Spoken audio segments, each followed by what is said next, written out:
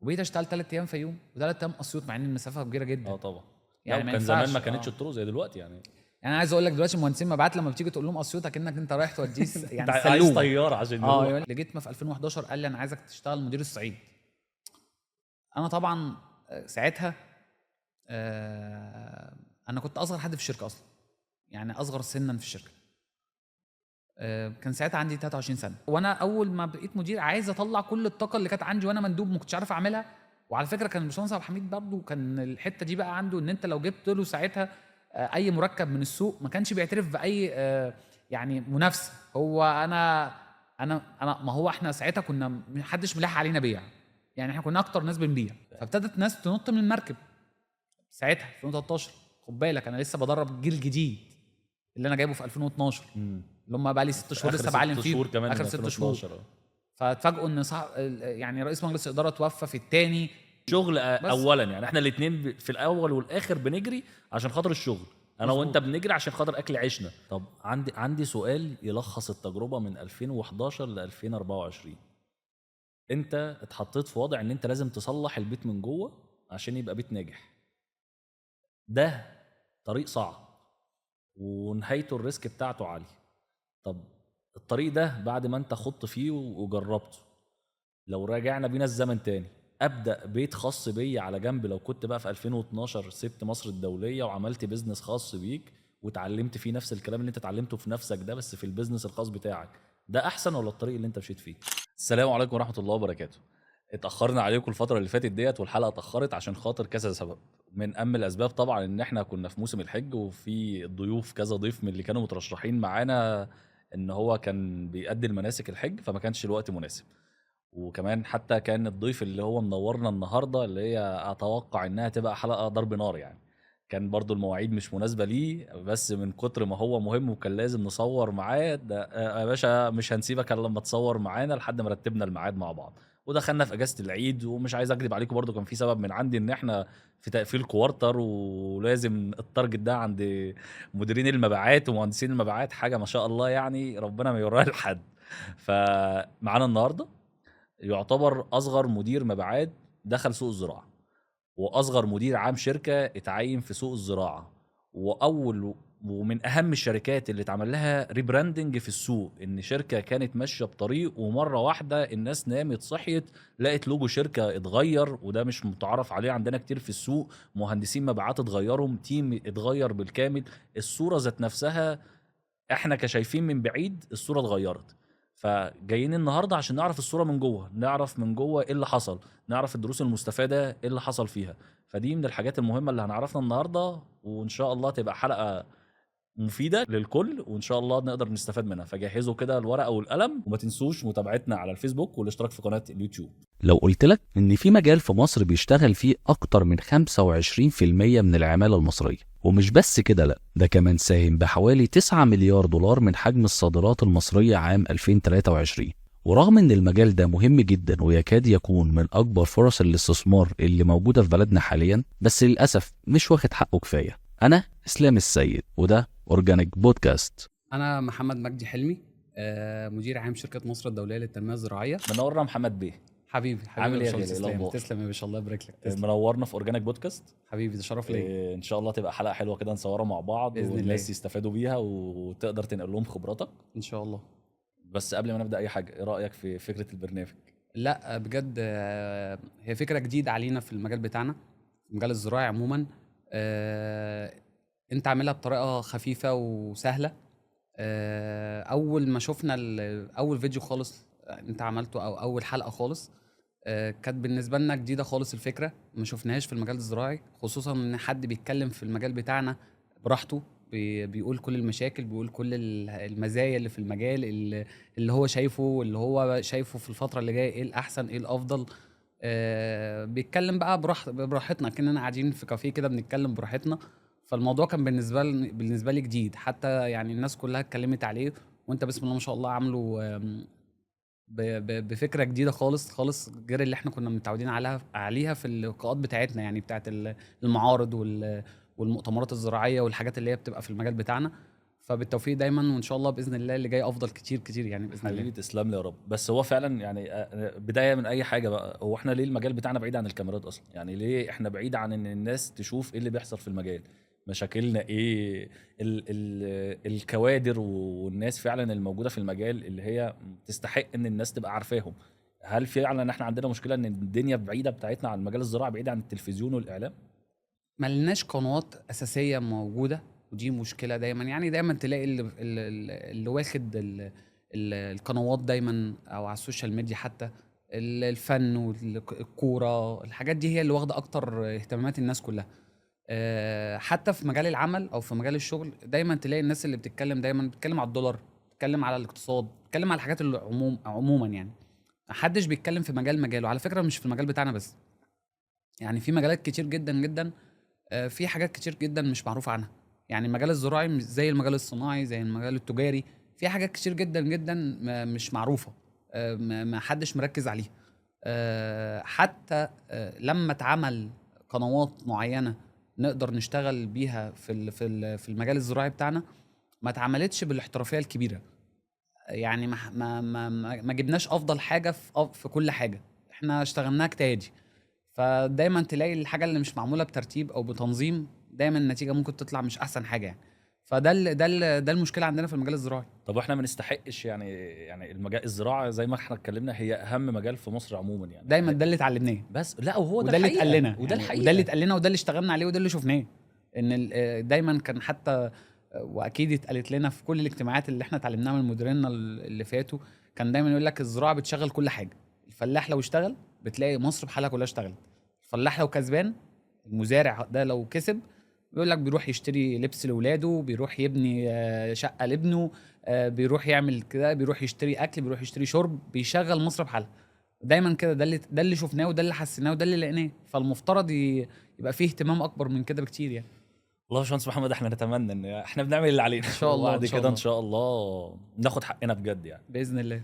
بدايه بقى، مين محمد مجدي؟ محمد مجدي، انا خريج كليه تجاره، جامعه المنوفيه شبين الكوم.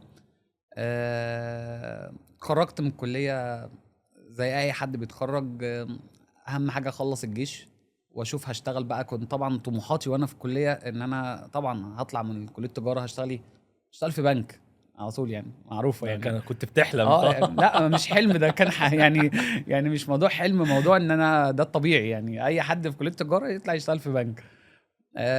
وكان اقصى طموح لينا كمان بعد البنك يقول لك خلاص ماشي، ممكن اشتغل في البريد، اشتغل يعني خلاص هو الحته دي بتاعتي يعني. انت خريج سنه كام يا باشمهندس محمد؟ انا خريج 2008. 2008، تمام. فدخلت بعد ما خلصت الكليه على طول، يا دوبك ما فيش بعد الكليه باسبوعين 2، كان يعني ما فيش، قعدنا شهر قدمنا الجيش زي ما اي حد بيقدم الجيش، ميعاد الدفعه بتاعتي. خدت تأجيل. وده كان حاجه كده برضو ظريفه غريبه يعني. انا كنا رايحين حوالي الجروب بتاعنا كله بتاع كليه تجاره وحقوق واداب، كنا اصحاب مع بعض، شله كده حوالي دفعه حوالي 20 25 واحد، كنا قريبين جدا يعني مع بعض. بنروح بقى مع بعض، انا اصلا من مركز منوف المنوفيه. كنا بنروح بقى كل يوم شبين مع بعض ونرجع مع بعض. فاحنا رايحين برضو الدفعه بتاعتنا كلها رايحه تكشف جيش مع بعض، حوالي 15 18 واحد. كلهم قبلوا في الجيش ودخلوا الجيش. انا بس اللي رجعت يعني. انا اللي رجعت وخدت تأجيل 3 سنين. طبعا لما خدت تأجيل من تاني يوم كنت بدور ان انا انزل سوق العمل بقى، ابتدي ازاي وابتدي منين. مش هستنى فرصه تجيلي، انا عايز انزل واشوف الحياه العمليه وعايز اشتغل. خصوصا ان انا ايام الكليه حتى كنت بحاول دايما ان انا اسعى ان انا اشتغل في اي مجال. ما كانتش الظروف احسن حاجه ان انا اشتغل، خصوصا ان انا العيله عندي او الاسره عندي. انا والدي الله يرحمه كان يعني مدرس وبقى وكيل في مدرسه الصنايع وبتاع وكلام من ده. بس ما كان عندنا تجارتنا وتجاره برضو تخص الفاكهه والحاجات دي. فعندنا محلاتنا وعندنا يعني عندنا سوق تجاري شغال بتاعنا يعني، ده حتتنا يعني هم كان اعمامي ووالدي كلهم ناس بيشغلوا مناصب حكوميه، وظائف حكوميه، بس في نفس الوقت عندهم البيزنس الخاص بتاعهم اللي هي المحلات يعني بيطلعوا من والدي الله يرحمه يطلع من المدرسه لازم يروح على المحل. فانا طالع حابب المحل وحابب الشغل والبيع، وكنت اطلع من الاعدادي كده من المدرسه اروح اقف مع والدي في المحل، وهو يطلع برضو من شغله ويجي على المحل. كان المحل ده دايما اللي بيجمعنا طول اليوم. فانا طالع من صغري حابب التجاره وحابب الشغل وحابب المشاريع والمحلات. متاسس يا باشا يعني. يعني الاساس موجود. والدي وجدي وعمامي كلهم في المجال التجاري من زمان، من يعني هم اتربوا طلعوا لقوا والدهم اللي هو جدي كده، وبالتالي هم طلعوا كده وحابين كده، وكانوا مميزين في الحتة دي، يعني كانوا مميزين كمان في التجارة بتاعتهم. فانا طلعت حابب التجارة، فبقيت انا حابب ان انا طول فترة الكلية ان انا اعمل مشاريع، وعملت كذا مشروع انا واصحابي. مشاريع كتيرة بقى، يعني عملنا مشاريع مشاريع خبطنا في القهوه حاجات ده انا كتير. عارفها. قاعدين على القهوه يلا بينا نعمل كذا. مرينا بحاجه زي دي. أيوة. بس ما كملتش فيها يعني. هي كلها بتفشل. يعني لا ده هي ما كملتش اسبوع وباظت. وعملت كذا مشروع صغير وما نجحش، يعني ما كملش شهور واللي ما كملش اسابيع وكده. بعد الكليه بقى خلاص انا عايز انزل واعمل مشروع واعمل كذا واعمل كذا، وكنت حابب قبل ما اعمل مشروع عايز اتعلم عند حد، اتعلم في مجال اي مجال. ما كانش متخطط يعني، هو يا بنك يا يدور بقى. هدور بقى لغايه ما يجي لي البنك. انا فكره خلاص البنك ده انا حاطه على جنب، ده انا كده ده كده الاساس، ده التارجت الاساسي خلاص. يعني انا كده كده هشتغل في بنك. فده كان طموحي وده كان هدفي يعني. فقعدت بقى احاول كل يوم في مكان شكل، وكل يوم بسعى في حته معينه، لغايه ما صديق ليا مقرب ليا جدا في الدفعه لقيته بيقول لي انا رحت اشتغلت في شركه اسمها مصر الدوليه في اوسنا. اوسنا دي طبعا انا ما كنتش ليا علاقه باوسنا خالص، انا كان اخري شبين الكوم اللي انا بروح فيها كليه الجامعه بتاعتي وخلاص، وبرجع منوف تاني. اوسنا بالنسبه لي رحتها مره ولا حاجه وانا معدي منها مثلا، هي طبعا على الطريق الزراعي كده، فانا بعدي وبروح منها بس ماليش اي علاقه بيها. فقلت له اوسنا هروح اعمل ايه في اوسنا؟ قال لي قعد بقى يسخني بقى جامد بقى، انت مش عايز تشتغل، انت كذا، انت هتفضل كده ازاي، كلمتين بقى وحمسني يعني. وكنت عارف انها شغاله هي في مجال المبيدات والاسمده الزراعيه؟ معرفش اي حاجه عنها لسه. هو قال لي شركه شغاله في الاسمده والمبيدات، انا معرفش ايه الاسمده والمبيدات اصلا، لاني مش برضو دي نقطه يعني، برضو عشان الناس دايما كانت بتفكر ان انا يعني المجال الزراعي انا عارفه من زمان، انا ما كنتش اعرف اي حاجه عن المجال الزراعي. انا تجاره، وزي ما قلت لك اهلي كلهم تجاره يعني كلهم تجاريين، مفيش اي علاقه لينا بالزراعه خالص، خصوصا انا مواليد مركز منوف. انت فاهم المركز دايما بيبقى بعيد شويه عن الارض والزراعه وكده يعني. مظبوط. قرى منوف مشهوره بالزراعه، بس مركز منوف لا. فانا طبعا كنت من المركز وما كنتش ليه علاقه بالزراعه خالص يعني، فاسمع عنها طبعا واعرف بس ما اعرفش اي حاجه عنها. فقلت له طب طبعا شادي طبعا يعني ده هو صاحبي اللي كان معايا في الموضوع ده، فكلمني وقال لي انا رايح بكره، ده انا بقى لي 3 ايام بتدرب، وتعالى معايا شوف ما عجبكش الوضع ما تروحش تاني. طب هو شادي في المجال معانا لحد دلوقتي ولا لا للاسف. انا هقول لك القصه. خلى بيك خلاص. لا خلى بيك ده ما كملش 3 ايام معايا. لا نكمل. هو كان نصيبه ان هو يعني يدخلني المجال وما يكملش، ودخل في كارير تاني خالص، وربنا يكرمه يعني ويوفقه، من شغال في مجال تاني خالص دلوقتي وشاطر فيه يعني ومميز فيه يعني. دخل رحت معاه اول عملت انترفيو في الشركه، قابلت المدير اللي موجود. كان مين ساعتها المدير؟ كان اسمه باشمهندس عابد حسين. تمام. كان هو اللي موجود ساعتها، فقابلني، وطبعا ما قابلتش يعني الاونر بتوع الشركه او اصحاب الشركه ورؤساء مجلس الاداره ما قابلتهمش. انا عملت انترفيو وقال لي خلاص انت معانا من النهارده، خش تدريب وهندربك على المنتجات ونعرفك العناصر فبرضه كل ده اسلام انا قاعد يعني رايح دلع يعني، رايح فسحه يعني رايح بشغل وقتي وبتعلم لحد ما البنك يجي لي. لا مش في دماغي كمان ان انا اكمل، ده انا رايح بس عشان شادي ما يزعلش. يعني انا كنت رايح عشان شادي ما يزعلش، عشان هو يعني طبعا قاعد تعب معايا في الكلام، فعايز اروح اراضيه برضه، مش عايز ازعله يعني، مش هنخسر حاجه. قلت له خلاص انا جاي معاك وعارف ان انا هرجع مش رايح تاني.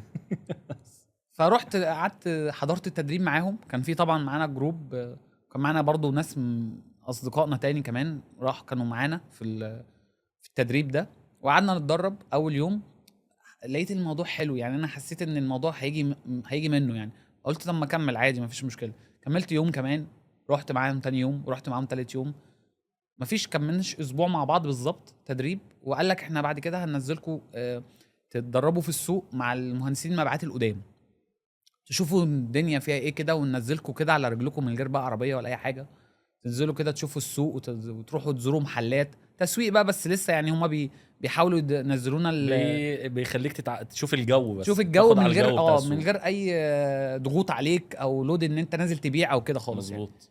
فبيدينا فرصه، ودي كانت حاجه مميزه عندنا يعني في التدريب. نزلت السوق بقى، طبعا هو بينزلك كل يوم بقى مكان شكل، يعني النهارده هتروح هنا، النهارده هتروح هنا، النهارده هتروح هنا، فانت مش عارف بكره انت رايح فين يعني. فجي اول يوم قال لي انت هتنزل بكره كفر الشيخ.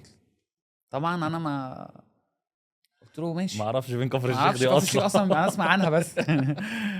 فجي يوميها بالليل خلاص، انا قلت له خلاص ماشي هروح كفر الشيخ. نزلت كفر الشيخ، قال لي هتنزل مركز بيلا. طبعا مركز بيلا ده قعدت اسرش بقى ولا بتاع، ما فيش بقى، احنا ما كانش لسه ساعتها النت بقى معانا يعني، كان معانا الموبايلات اللي هي العاديه دي. طب اسال واعمل وبتاع، والوحده المحليه ايه، وعايز اشوف اي حاجه. طب بيركبوا ايه اصلا عشان يروحوا بيلا؟ ما اعرفش اي حاجه في اي حاجه، وحتى لما انزل هنزل اقول ايه للي انا هروح له ده؟ اخري هعرف نفسي بس، ما انا لسه مش عارف اي حاجه. مظبوط. حتى المنتجات لسه ما عرفتهاش. وانا طلبت حتى ساعتها، قلت لهم عرفونا حتى طيب المنتجات او كده، قال لك لا تنزل شوف لي كم قريه، كم محل في القريه، وكم حد شغال في المجال مسح بتاعنا، للمنطقه عموما. مسح بس يعني. نزلت بيلا واتاخرت في اليوم ده جدا. طبعا الامتصاص الاول بتاع العميل ده او الصدمه الاولى دي كانت طبعا فارقه معايا جدا. نزلت طبعا، والحمد لله من فضل ربنا برضو ان انا نزلت منطقه زي او محافظه زي كفر الشيخ، ده اول يوم ليا. يعني عملاء كفر الشيخ عملاء برضو طيبين يعني، فاهم؟ قابلوني مقابله كويسه وقعدنا نتكلم. طبعا مش بتكلم في اي حاجه بره الزراعه وبره منتجات الشركه، لان انا مش عارف حاجه منتجات اصلا. فابتديت ان انا قلت طب الموضوع ظريف يعني. تعبت في اليوم ده طبعا، وكان موضوع جديد بالنسبه لي ان انا الف على رجلي في حتت ما اعرفهاش. بعد كده رجعت الشركه تاني يوم، قالوا لي انت هتنزل القاهره باب الخلق وطبعا رحت بقى طبعا باب الخلق، انا ما اعرفش برضو باب الخلق ده فين او بيبيع ايه. نزلت طبعا هناك، نزلت الشارع في باب الخلق، طبعا هناك ناس قامات في المجال بتاعنا. مظبوط. طبعا ده عرفته بعدين لما رحت. ده الناس القديمه دي قوي. ده الناس في مصر في المجال. فقابلت الحمد لله يعني، قابلت ناس كويسه جدا جدا جدا، قابلوني مقابله كويسه جدا. وابتديت ان انا عايز بكره اشوف هروح فين بقى، يعني ايه الجديد، هروح هنا امتى، هروح هنا امتى. نزلت الشرقيه، نزلوا لي الشرقيه تالت يوم. رابع يوم طبعا بقى هنا في نقطه بقى مهمه قوي عايز احكيها لك. تاني يوم ده اللي هو نزلت فيه باب الخلق ده، القاهره ده. طبعا تاني يوم ده شادي كان في اول يوم ده بقى اللي هو معايا في اول يوم. كان نزلوه في منطقه في الشرقيه حاجه زي كده، اول يوم اللي هو انا رحت فيه كفر الشيخ ده. تاني يوم قال له انت هتروح الدقهليه. قال له لا انا كل يوم بقى هروح في حته لا انا مش مش انا هتيجي معايا نزلني الشغلانه دي. لا نزلني في حته اكمل فيه. انا مش كل يوم هروح في حته شكلي يعني. قال له لا هو ده نظامنا. هو طبعا ما لازم إحنا تتعلم الاول. احنا لسه ما كملناش اسبوعين يعني. مظبوط.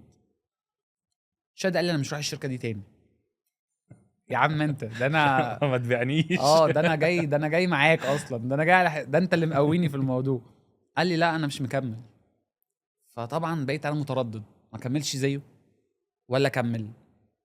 فلقيت سبحان الله، لقيت التليفون جاي لي الساعه 10 بالليل 11 بالليل، اليوم اللي هو بقى تاني يوم اللي هو بتاع القاهره ده. عقبال ما رجعت لقيت المدير بتاعي بيكلمني وقال لي انا عرفت ان صاحبك اللي معاك ان انت بتروح وتيجي معاه مش هيجي تاني، وانا شايف فيك ان انت تقدر تكمل، وشايف فيك ان انت عندك استجابه وانت ان شاء الله ممكن تبقى حاجه كويسه في المجال. المكالمه دي عمري ما انساها يعني. وقعد يتكلم معايا يقنعني ان انا اجي بكره، لان انا خلاص هو شاف ان انا ممكن ما اجيش، لان هو كان مرتبط بالصديقي بقى اللي معايا وصاحبي، وبنروح مع بعض وبنيجي مع بعض. فقال لي قلت له خلاص ان شاء الله انا جاي. اتحركت منه جدا طبعا، وان انا ما رحت تاني يوم. قال لي بقى روح الشرقيه وروح هنا وروح هنا. قعدت بقى كل يوم في بلد شكل لغايه عدى بالظبط اسبوع بقى كل يوم اسلام في منطقه شكل. الاسبوع اللي بعده لقيته بيقول لي انت هتروح الفيوم. هنا بقى كان الصدمه الكبرى يعني بالنسبه لي. الفيوم بقى ده انا اسمع انها صعيد بقى ما اعرفش دي بدايه الصعيد، اول الصعيد، نص الصعيد، ما اعرفش. قال لي الفيوم، قلت له لا ده الفيوم ايه، انا مش عارف اعمل ايه، بس انا حاطط في دماغي ان انا اكمل. بس انا بقى هنا عندي مشكله بقى في والدي الله يرحمه. هيوافق ان انا اطلع اروح سفر واقعد بعيد عن البيت اسبوع او 10 ايام او اسبوعين؟ طبعا كنت مرتبط بوالدي، انا ما فيش الا انا واخويا احمد، بس احمد اصغر مني، كان في يعني اصغر مني بمسافه، ما فيش الا انا وهو بس، ودي اسرتنا يعني، ووالدي ووالدتي. آه وطبعا والدي حاطط في دماغه حته ان انا طبعا انا ما اتمرمطش، يعني انا ابني ما يتمرمطش. انت كده كده عندك، انت عايز تفتح مشروع افتح لك مشروع، عايز عندك محلاتك روح يعني مش افتحها مستاهله واشتغل. المرمطه والسفر اتمرمط لا يعني. فانا عايز اتعلم وفعلا عايز اتمرمط، يعني عايز اروح هنا وعايز اروح هنا وعايز اروح هنا، عايز اشتغل. هنا بقى قعدت خميس وجمعه، هم بلغوني الخميس ان انا اروح السبت، فقعدت خميس وجمعه عمال امهد لوالدي ان انا يوم السبت همشي اروح الفيوم.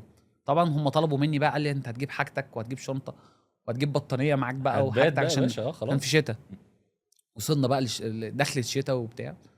ف فقالوا لي لازم هتعمل كده ويوم السبت جهز امورك يعني، وانا مش عارف هروح اعمل ايه اصلا. فطبعا خميس وجمعه عمال امهد لوالدي، وطبعا والدي رافض تماما تماما. جيت يوم السبت طبعا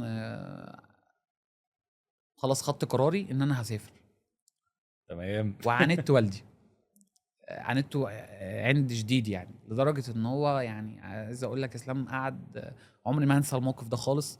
قعد لمده مثلا شهر ونص كده ما بنكلمش بعض، وانا مصر ان انا اكمل، عايز اشوف حاجه جديده انا ما اعرفهاش، وعايز اطلع بره دايره الاريا بتاعتي، اتعلم وارجع. وكنت متاكد ان انا ممكن ما اكملش في المنطقه اللي انا رايحها دي كتير، وقعدت اقنعه بده ان انا ممكن اروح شهر شهرين وينقلوا لي منطقه تانية، انا مش هفضل فيها على طول. فما كان الموضوع صعب بالنسبه لي جدا، لغايه الحمد لله ما رحت وكسرت بقى حواجز كتير جدا جدا في السفريه دي. دي كانت اول سفريه ان انا اطلع بره الامم تبات اللي انا بره فيه. البيت بقى وتبقى اه مسؤول عن نفسك واكلك وشربك اه وهعمل ايه. خصوصا ان الكليه كانت جنبي، ما عشتش سفر بعيد عن ايام مثلا دراستي او كده، انا جنب البيت كل يوم بروح البيت. فالموضوع كان بالنسبه لي ده صعب جدا وسافرت ورحت. وكان ربنا كرمني بالمدير بتاعي ساعتها اللي كان موجود معايا في منطقه الصعيد، باشمهندس محمود الجندي، هو صاحب شركه اسمها شركه السادات موجوده في المجال بتاعنا.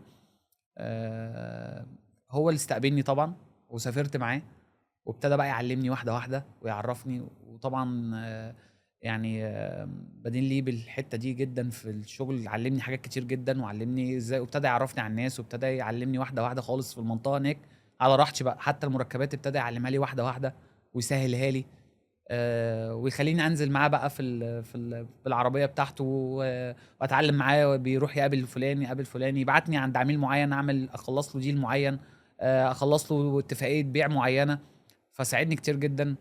فابتديت ان انا حابب المنطقه وارتحت نفسيا جدا فيها.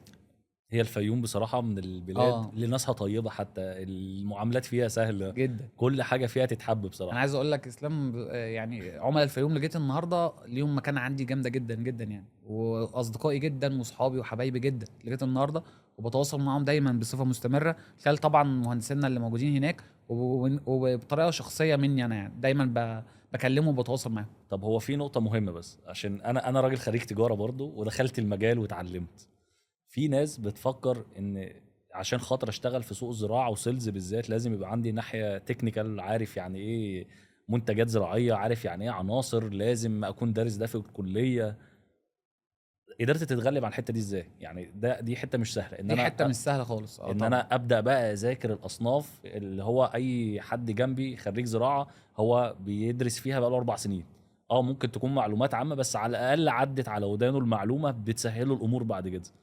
عانيت من الناحيه دي ولا لا؟ وعانيت ان انت خريج تجاره وشغال سيلز في سوق الزراعه، نظره الناس كانت ايه ساعتها؟ احنا بنتكلم 2008. صحيح. فيعني كان لسه اصلا شركات الزراعه اللي هي يعني اكبر شركه عندها 3 4 5 مهندسين، مهندسين الزراعيين كتير، ما كانش حد برضو بينجذب للسوق شويتين. صحيح. فان حد بقى تجاره بره المجال يشتغل المجال دي كانت نقله ليك ازاي؟ كانت نقله ليا جامده جدا في حته ان انا اشتغل في مجال غير المجال اللي انا اصلا كنت راسمه ليا، وما زلت خد بالك ساعتها كنت راسمه ليا. يعني انا كنت برضو شغال وبروح ورحت الصعيد، وفي دماغي ان انا اول ما يجي لي فرصه ان انا اشتغل محاسب او اشتغل بالشهاده بتاعتي، هسيب المجال على طول. لغايه نقطه معينه وهقول لك عليها بقى، دي اللي بينتني ان انا حابب المجال وعايز اكمل فيه. اولا حته التجاره والزراعه، انا ابتديت ان انا ساعتها اقرا كتير جدا. يعني انا بقيت انا دايما حطيت في دماغي مثل كده بسيط، او عملت زي متخيل كده في دماغي. قلت انا النهارده معلش، يعني في ناس كتير بتتخرج من الكليات يا دوبك نجحت وخدت تقدير كمان، بس ممكن تسالهم في حاجه تخص المجال بتاعهم ما يعرفوش. ودي مشكله عندنا حتى في التجاره. معايا في حاجات كتير انا ما كنتش شاطر فيها، في المحاسبه مع ان انا محاسب. فقلت اكيد برضو المهندسين الزراعيين اللي بيتخرجوا في ناس كتير جدا ما تعرفش حاجه عن الزراعه برضو، مع انها مهندس زراعي وكانه برضو واخد بس عنده الاساسيات، انما الحياه العمليه والسوق هو مش عنده. طبعا مظبوط. فبقيت دايما اشحن طاقتي دي من المهندسين اللي انا بقابلهم في السوق. كل ما الاقي مهندس بيقول حاجه معينه زراعيه، معلومه زراعيه انا ما اعرفهاش، طبعا ما اعرفهاش، وبيقولها مش بتعلمها الاول، وفي نفس الوقت بشحن غيره عندي جامده جدا. اشمعنى هو عمل كده وانا ما اعرفش؟ اشمعنى هو قال كده وانا ما قلتش؟ طب هو ما هو دراسته، بس انا باخدها ان احنا الاتنين تجاره. اشمعنى هو عارف المعلومه دي؟ هو درسها، طب ما انا ادرسها. بقيت عمال بقى دايما ادور على كتب، ادور على مجلات زراعيه. ما كانش في مجلات زراعيه زي دلوقتي يعني، فيعني ما كانش كتير. لا وما كانش فيه نت وما كانش لا فيه ما كانش الانفتاح فيه اللي كانش كان فيه فيه ده. اكتر حاجه كنت بعملها لما اروح السكن اللي فيه اللي الشركه مجهزاه ليا ان انا بروح فيه، يعني بعد ما اخلص يومي وشغلي كله، امسك الليبولات بتاعت المنتجات واقعد اقراها كتير. مع انه كلام انت عارف يا اسلام بيبقى كلام تقيل يعني شوية. الشركات تقيل، والناس الشركات كلها نقشه من بعضها يعني. يعني كل واحد بيطلع في المجال النهارده عايز يطبع ستيكر، بيروح اسلام شركته كذا، محمد مجدي يروح جايب يا الشركات. باشا دلوقتي الناس بتوع الطباعه بقى عندهم الفورمه خلاص. ايوه غير الله اسم ينور المنتج عليك. وخلاص. المطابع كلها اصلا تقول له انت عايز كالسيوم برون هعمل أيوة، لك هعمل لك. الداتا عندي. والله بجد الداتا هتلاقي معظم الشركات هتلاقي الداتا بتاعتها واحده في السوق كله، ليه كله ناقش من كله. فانا كنت بقعد اقرا الكلام ده واقعد يعني اقراه كتير، حتى بالغلطات المطبعيه اللي فيه ساعات كنا بنقراها وكنا مفكرين دي الصح. هم كاتبين كده. هم كاتبين كده، ما احنا ذاكرنا ده. فكنت بقعد دايما البروشور مثلا بتاع الكتيب اللي في الشركه اقعد اقراه كتير جامد جامد جدا. كل ما بقى يقابلني مشكله، طبعا ما اعرفش اي حد في الشركه اللي في الشركه المدير بتاعي، اروح اساله. هو ما عندوش المعلومه يسال لي ويقول لي. فكنا بنعلم نفسنا من السوق. واكتر علام بقى فادني الصراحه المحل نفسه اللي انا بخشه، او العميل نفسه اللي انا بروح له، او المزارع اللي بيقابلني هناك عند التاجر. اكتر واحد ده مدرسه يعني. ده الاساس يا باشا. ده الاساس. ده اللي شغال بايديه. شغال بايديه وبيعرفك كل حاجه وبيقول لك كلام سهل، ويقول لك اصل المنتج ده بيعمل كذا معايا، المنتج ده بيعمل كذا. بقيت اخد الكلمه دي وانقشها على الحته دي في المكان الفلاني، في التاجر الفلاني، اقول له اصل المركب ده بيعمل كذا وبيعمل كذا، بناء على المزارع اللي قال لي الكلمتين دول. وعلى فكره الكلام ده بيتصدق جدا، بيتصدق اسهل، لان هو فعلا طالع من حد ايده في الشغلانه زي ما انت بتقول. لا هو بص احنا اتعلمنا كده ان انت نزلت جربت منتج تاخد الفيدباك بتاعه. صحيح. فانت واخد الفيدباك من الراجل اللي رش بايديه. مظبوط. فانت لما تاخد المصطلح اللي هو قاله وشاف بعينه وتاخده تقوله لمزارع زيه، مظبوط، خلاص هو فاهم اللغه دي. صحيح. يعني هم المزارعين فاهمين لغه بعض. فانت احسن فيدباك تاخده الفيدباك اللي بتاخده من المزارع وتقوله له مزارع زيه، فخلاص هم فاهمين اللغه هو بتاعتك. فاهم بقى خلاص وعارف ومتاكد ان خلاص انت الكلمه اللي قلتها له لمست عنده حاجه خلاص. فانت كنت ببيع بده. وقعدت بقى اشتغل على نفسي في الحته دي كتير جدا، سنه في سنه في سنه. اشتغلت كام سنه في الفيوم؟ قعدت بقى فيوم، وبعد كده كنت طبعا ماسك، يعني كان معايا مهندس في بني سويف وانا في الفيوم، وكنا يعتبر بنخدم على شغل بعض ما بين الفيوم وبني سويف. عندي بقى كمان بعد سنتين بالظبط ابتديت ان انا عايز اخد يعني خبره تانية في الصعيد غير الفيوم وبني سويف. قعدت ادور طب مين مهندسين معانا تاني. معايا مهندس في المنيا وبيشتغل في شويه من اسيوط. فابتديت ان انا اسال في الشركه هو في حد بينزل اسيوط؟ قالوا لي لا الجزء ده من اسيوط ما حدش بينزله. طب سوهاج ما حدش بينزل. بيجي عندي في شهور في الصيف بيبقى هو محصول موسم فاصل بقى. موسم، وهو موسم الذره بس اللي شغال في الفيوم وبتاع في الصيف، وبقيه الاسبوع مهوي خالص معايا، ما فيش فيه شغل، يومين اتنين بخلص الشغل كله. فبدل ما برضو اروح وما اعملش حاجه، قلت استغل بقيه الاسبوع ان انا انزل اسيوط. يعني انا اصلا ماسك الفيوم وشقتي في الفيوم اللي انا قاعد فيها او بني سويف، فانا عشان اروح اسيوط كل اسبوع وارجع واشتغل نص الاسبوع فيوم ونص الاسبوع اسيوط كان متعب جدا بالنسبه لي. عملت ده، بقيت اشتغل سبت وحد واثنين في الفيوم، واسافر الاثنين بالليل ابيت في اسيوط عشان اشتغل ثلاث واربع وخميس وارجع الجمعه. المنوفيه بقى الجمعه. يوم الجمعه. وبقيت اشتغل 3 ايام فيوم وثلاث ايام اسيوط، مع ان المسافه كبيره جدا. طبعا. يعني يعني ما كان زمان ينفعش. ما كانتش الطرق زي دلوقتي يعني. يعني انا عايز اقول لك دلوقتي المهندسين مبيعات لما بتيجي تقول لهم اسيوط اكنك انت رايح توديه يعني انت عايز سلوم. طياره عشان يقول يروح. بيستصعبها انا كنت بشتغل فيوم وباسيوط، بس ادتني خبرات وعرفت مواسم هناك وعرفت عملاء مهمين جدا في السوق بتاعنا، وتعرفت على شركات. وهي الدايره بتاعتنا يا اسلام، انت عارف الدايره بتاعت الشغل بتاعنا دايره علاقات. مظبوط. علاقات بقى بالعملاء، علاقات بشركات منافسه. معلش اسلام النهارده بيسالني على عميل، انا النهارده خلاص بروح متصل بفلان الفلاني يسالني ده تمام ده تمام. دي علاقات. عميل يسالك تسال على عميل تاني، كل دي علاقات. فاستفدت جامد جدا بنزولي اسيوط وبنزولي بقى، يعني وجه قبلي بقى محافظات الصعيد. قبلت تحت بقى زي ما بيقولوا، يعني تحت خالص، ونزلت واشتغلت. وبقيت مبسوط جدا ان انا الاسبوع بتاعي بقى مزحوم وعندي شغل كتير فيه. فرق معايا جدا. قعدت بقى لغايه 2011 في المحافظات دي. 2008 ل 2011 الصعيد. لغايه في 2011. اخر 6 شهور في 2011. خلاص بقى يعني طبعا قبل ما يعني نسيت يعني اقول لك باستفاضه كده عن المؤسسين للشركه عندنا. هم 3 مؤسسين، اس 3 دي 3 مهندسين، وهم 3 بيبتدوا بحرف الاي. عشان كده جت يعني اللوجو جاي منها. تمام. الباشمهندس عبد الحميد عريق، وباشمهندس عزازي قاسم، وباشمهندس عمرو عمران. طبعا ال3 كل واحد مدرسه عن التاني، ومدرسه كبيره كمان. هم طبعا ليهم خلفيات في المجال الزراعي، وكانوا مديرين في شركات قبل ما يعملوا شركه مصر الدوليه، وكانوا مديرين مبيعات وتسويق وكانوا شغالين في السوق ومعروفين جدا في السوق، وفتحوا شركه مصر الدوليه سنه 98. انا طبعا اشتغلت معاهم بقى من 2008. تمام. طبعا اتعلمت منهم حاجات كتيره جدا. كل واحد كان ليه حته معينه بتتعلم منه فيها حاجه يعني. فكلهم انا الحمد لله ربنا كرمني ان انا استفدت من ال3، وعرفت معلومات كتيره منهم واتعلمت منهم شغل.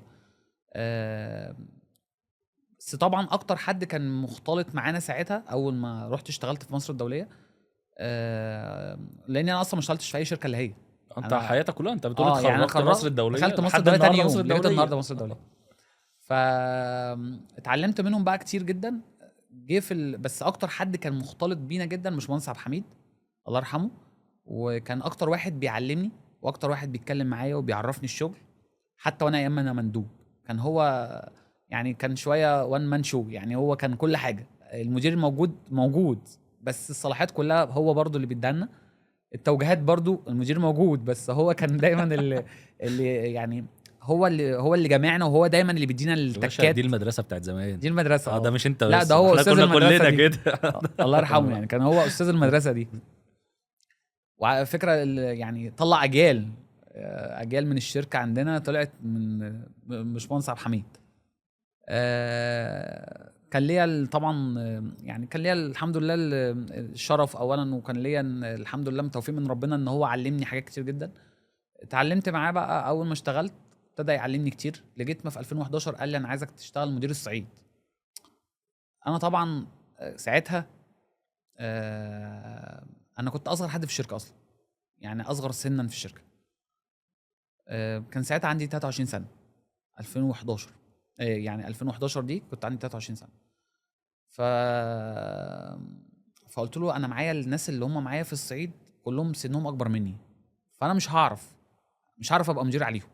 قال لي لا هتعرف، انا شايفك نشيط وشايفك تقدر. وحتى مثل لي مثل ساعتها كده، قال لي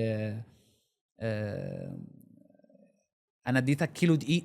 هو ده كلامه يعني. قال لي انا اديتك كيلو دقيق، عملت لي بيه مخبوزات كتير جدا، وعملت لي اشكال والوان بكيلو، امال لو اديتك بقى شوال دي هتعمل بيه ايه؟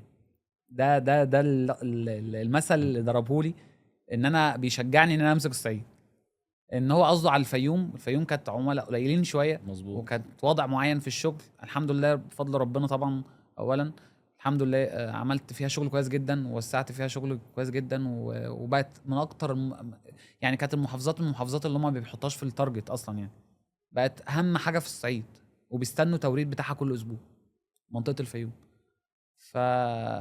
فطبعا ابتدى يشيد بيا جامد ويديني يعني يشد من ازري في الموضوع، ان انا تقدر وتقدر وتقدر وتعمل. فقلت له خلاص، طب سيبني اجرب في ال6 شهور دول اللي جايين دول، كان الكلام ده في شهر 6 ونهايه السنه خلاص. قلت له طب سيبني 6 شهور دول ابدا اعمل علاقات معاهم، هم اصحابي او كل حاجه، بس سيبني اتدخل في الشغل معاهم واحده واحده من غير ما يعرفوا ان انا مديرهم. طبعا رفض في الاول، وبعد كده قال لي طب ماشي جرب. هو يا باشا هو لازم يرميك في البحر على طول. هو عايز يزقني، هو مش هيعلمك تعوم، بس انت علم نفسك. فابتدى يزقني بقى في الموضوع ده جامد.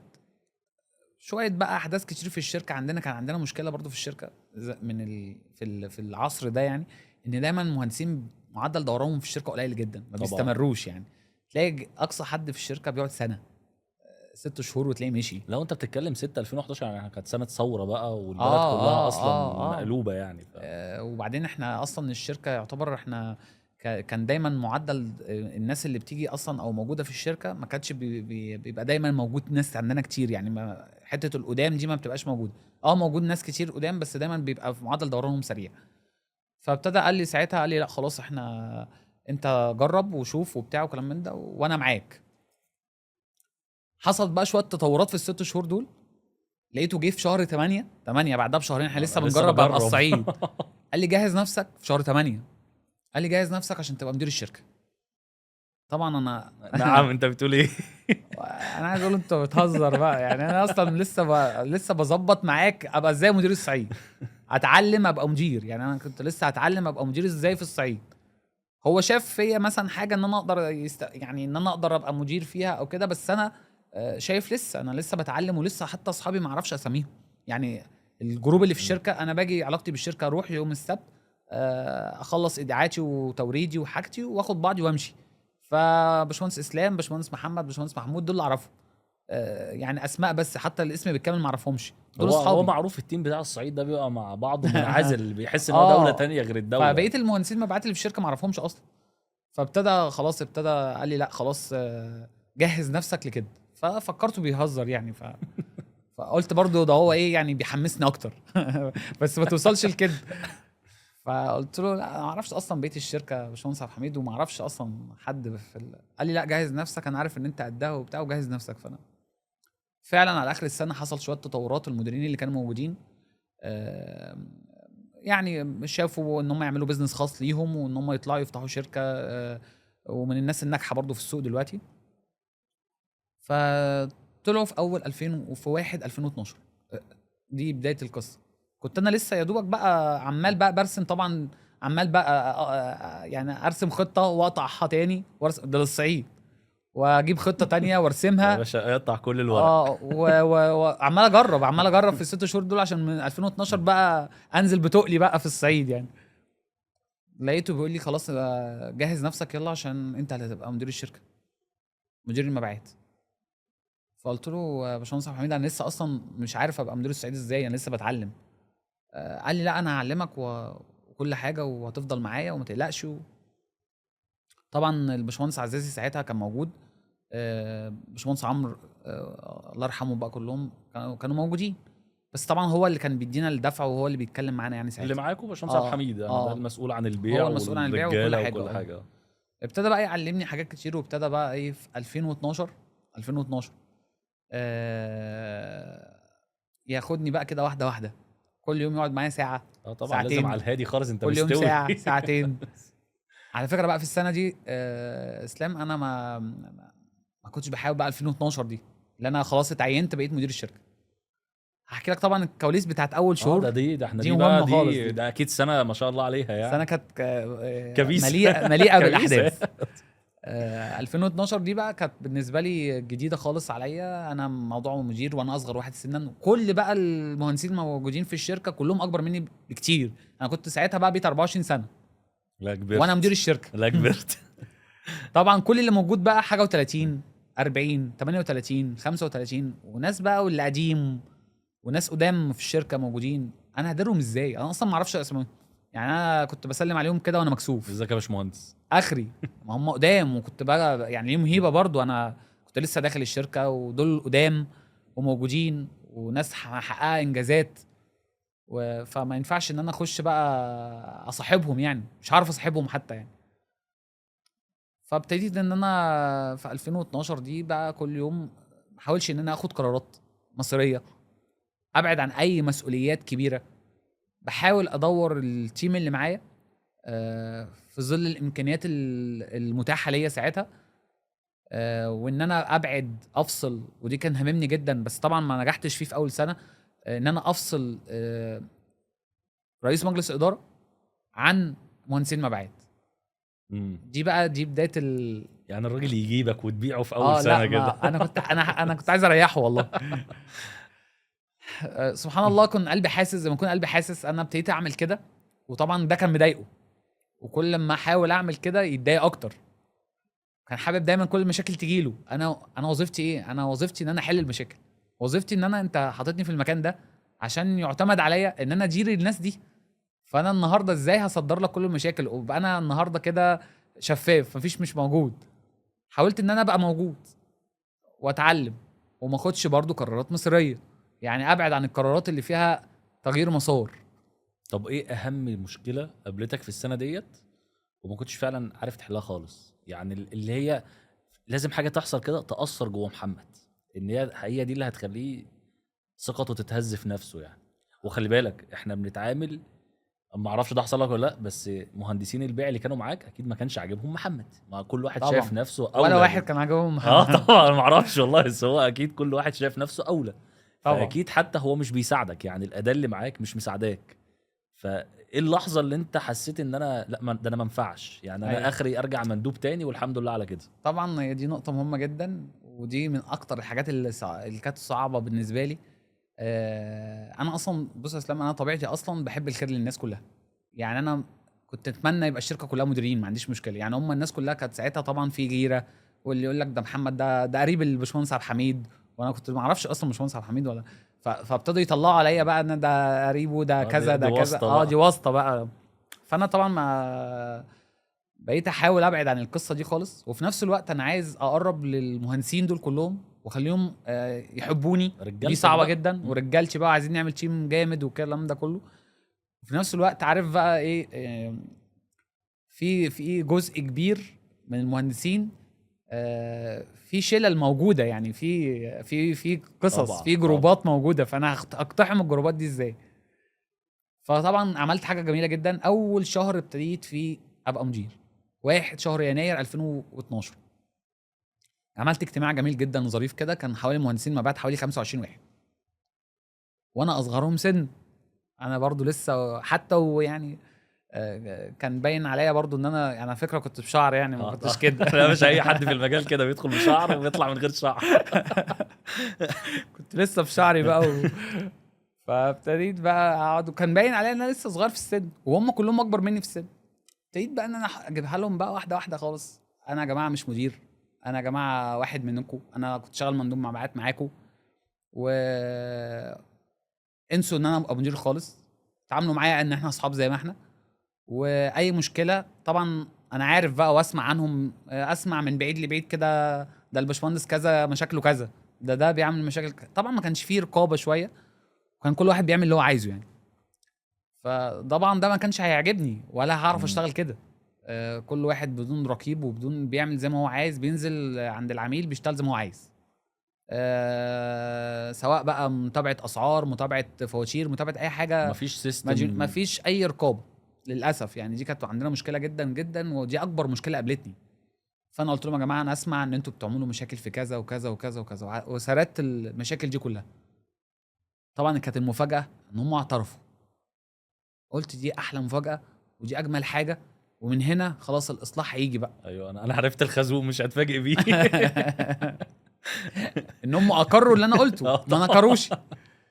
فمعظمهم لما اقر ان المشاكل دي فعلا هو ما بيعملها والحاجات دي فعلا هم بيعملوها، فابتديت ان انا اقول لهم خلاص يلا بينا نعالج وانا سركم، وصدقوني اللي انتوا قلتوه ده مش هيتقال للاداره، وفعلا ما قلتوش. ومش هيتقال للباشمهندس عبد الحميد، لان هو طبعا كان عندنا الباشمهندس عبد الحميد ده يعني لو عرف مشكله عن حد تبقى سنينه مش هتعدي. فقلت لهم سركم في بير طبعا، مفيش اي حد يعرف اي حاجه، واحنا زي ما احنا، وهديكوا فرصه ال3 شهور دول تجربوني. طب ايه اللي انتوا كنتوا بتعملوه ده عشان ايه؟ قالوا لي عشان كذا وعشان كذا وعشان كده، وعندنا مشاكل كذا عايزه تتحل، وعندنا كذا وكنا بنعمل كذا عشان كذا. يعني ادوني مبررات القصور اللي هم كانوا بيعملوه. دورك تحل بقى عشان ده ما يحصلش، ودوري اثبت لهم ان انا اللي مشاكلكم دي هتتحل. أكيد. عشان يوفوا معايا باللي هم يبطلوا يعملوا اللي هم كانوا بيعملوه، او يوقفوا اللي هم السلبيات اللي هم بيعملوها في الشغل.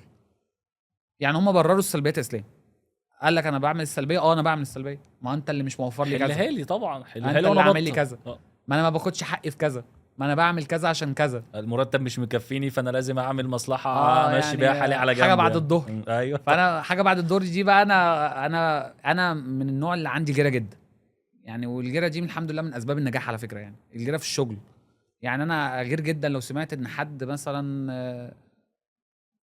يعني اتكلم في منتج مش بتاعه، منتج مش بتاع شركته، حاول ان هو يطلع بره الاطار العمل اللي انا اصلا منزله يعمله، ودخل في اطار تاني حتى لو بعلاقه شخصيه اضطرته مع العميل ان هو يبعده عن مجال العمل بتاعه. ده وقت الشغل مش وقتك انت، يعني ده وقت الشغل وده حق الشغل عليك. مزبوط. ان انت تخلص في كل دقيقه انت في الشغل فيها، فما ينفعش ان انت تبوظها عشان رايح مع عميل صاحبك صاحبت عليه، ان انت تقعد معاه اليوم بحاله تضيع وقت تقول اصل انا بوطد العلاقه مع العميل. هنا انت بتشتغلني، انت كده مش بتوطد العلاقه، انت بتاذي الشغل.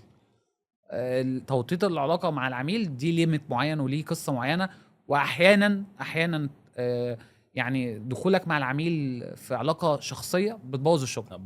ده اكيد مش احيانا 100% يعني. ده اكيد مش احيانا، ولينا تجارب فيها كتير جدا. مظبوط. العميل عميل ومهندس المبيعات مهندس مبيعات. هنبقى محترمين وعلاقتنا كويسه مع بعض وحبايب وكل حاجه جدا، بس في الاول والاخر احنا عارفين والعلاقه بتفرق في الشغل. بتفرق اكيد طبعا. يعني العلاقه بتزود الشغل، بتزود الشغل، بس ليها ليميت وليها حدود. هي لو زاد هو عايز لازم يفهم ان هي لو العلاقه دي زادت زياده عن اللزوم جدا، فانت اتحولت من ان انت مهندس مبيعات صحاب، لا ده اللي انتوا بقى اصدقاء مع بعض ونسى الشغل.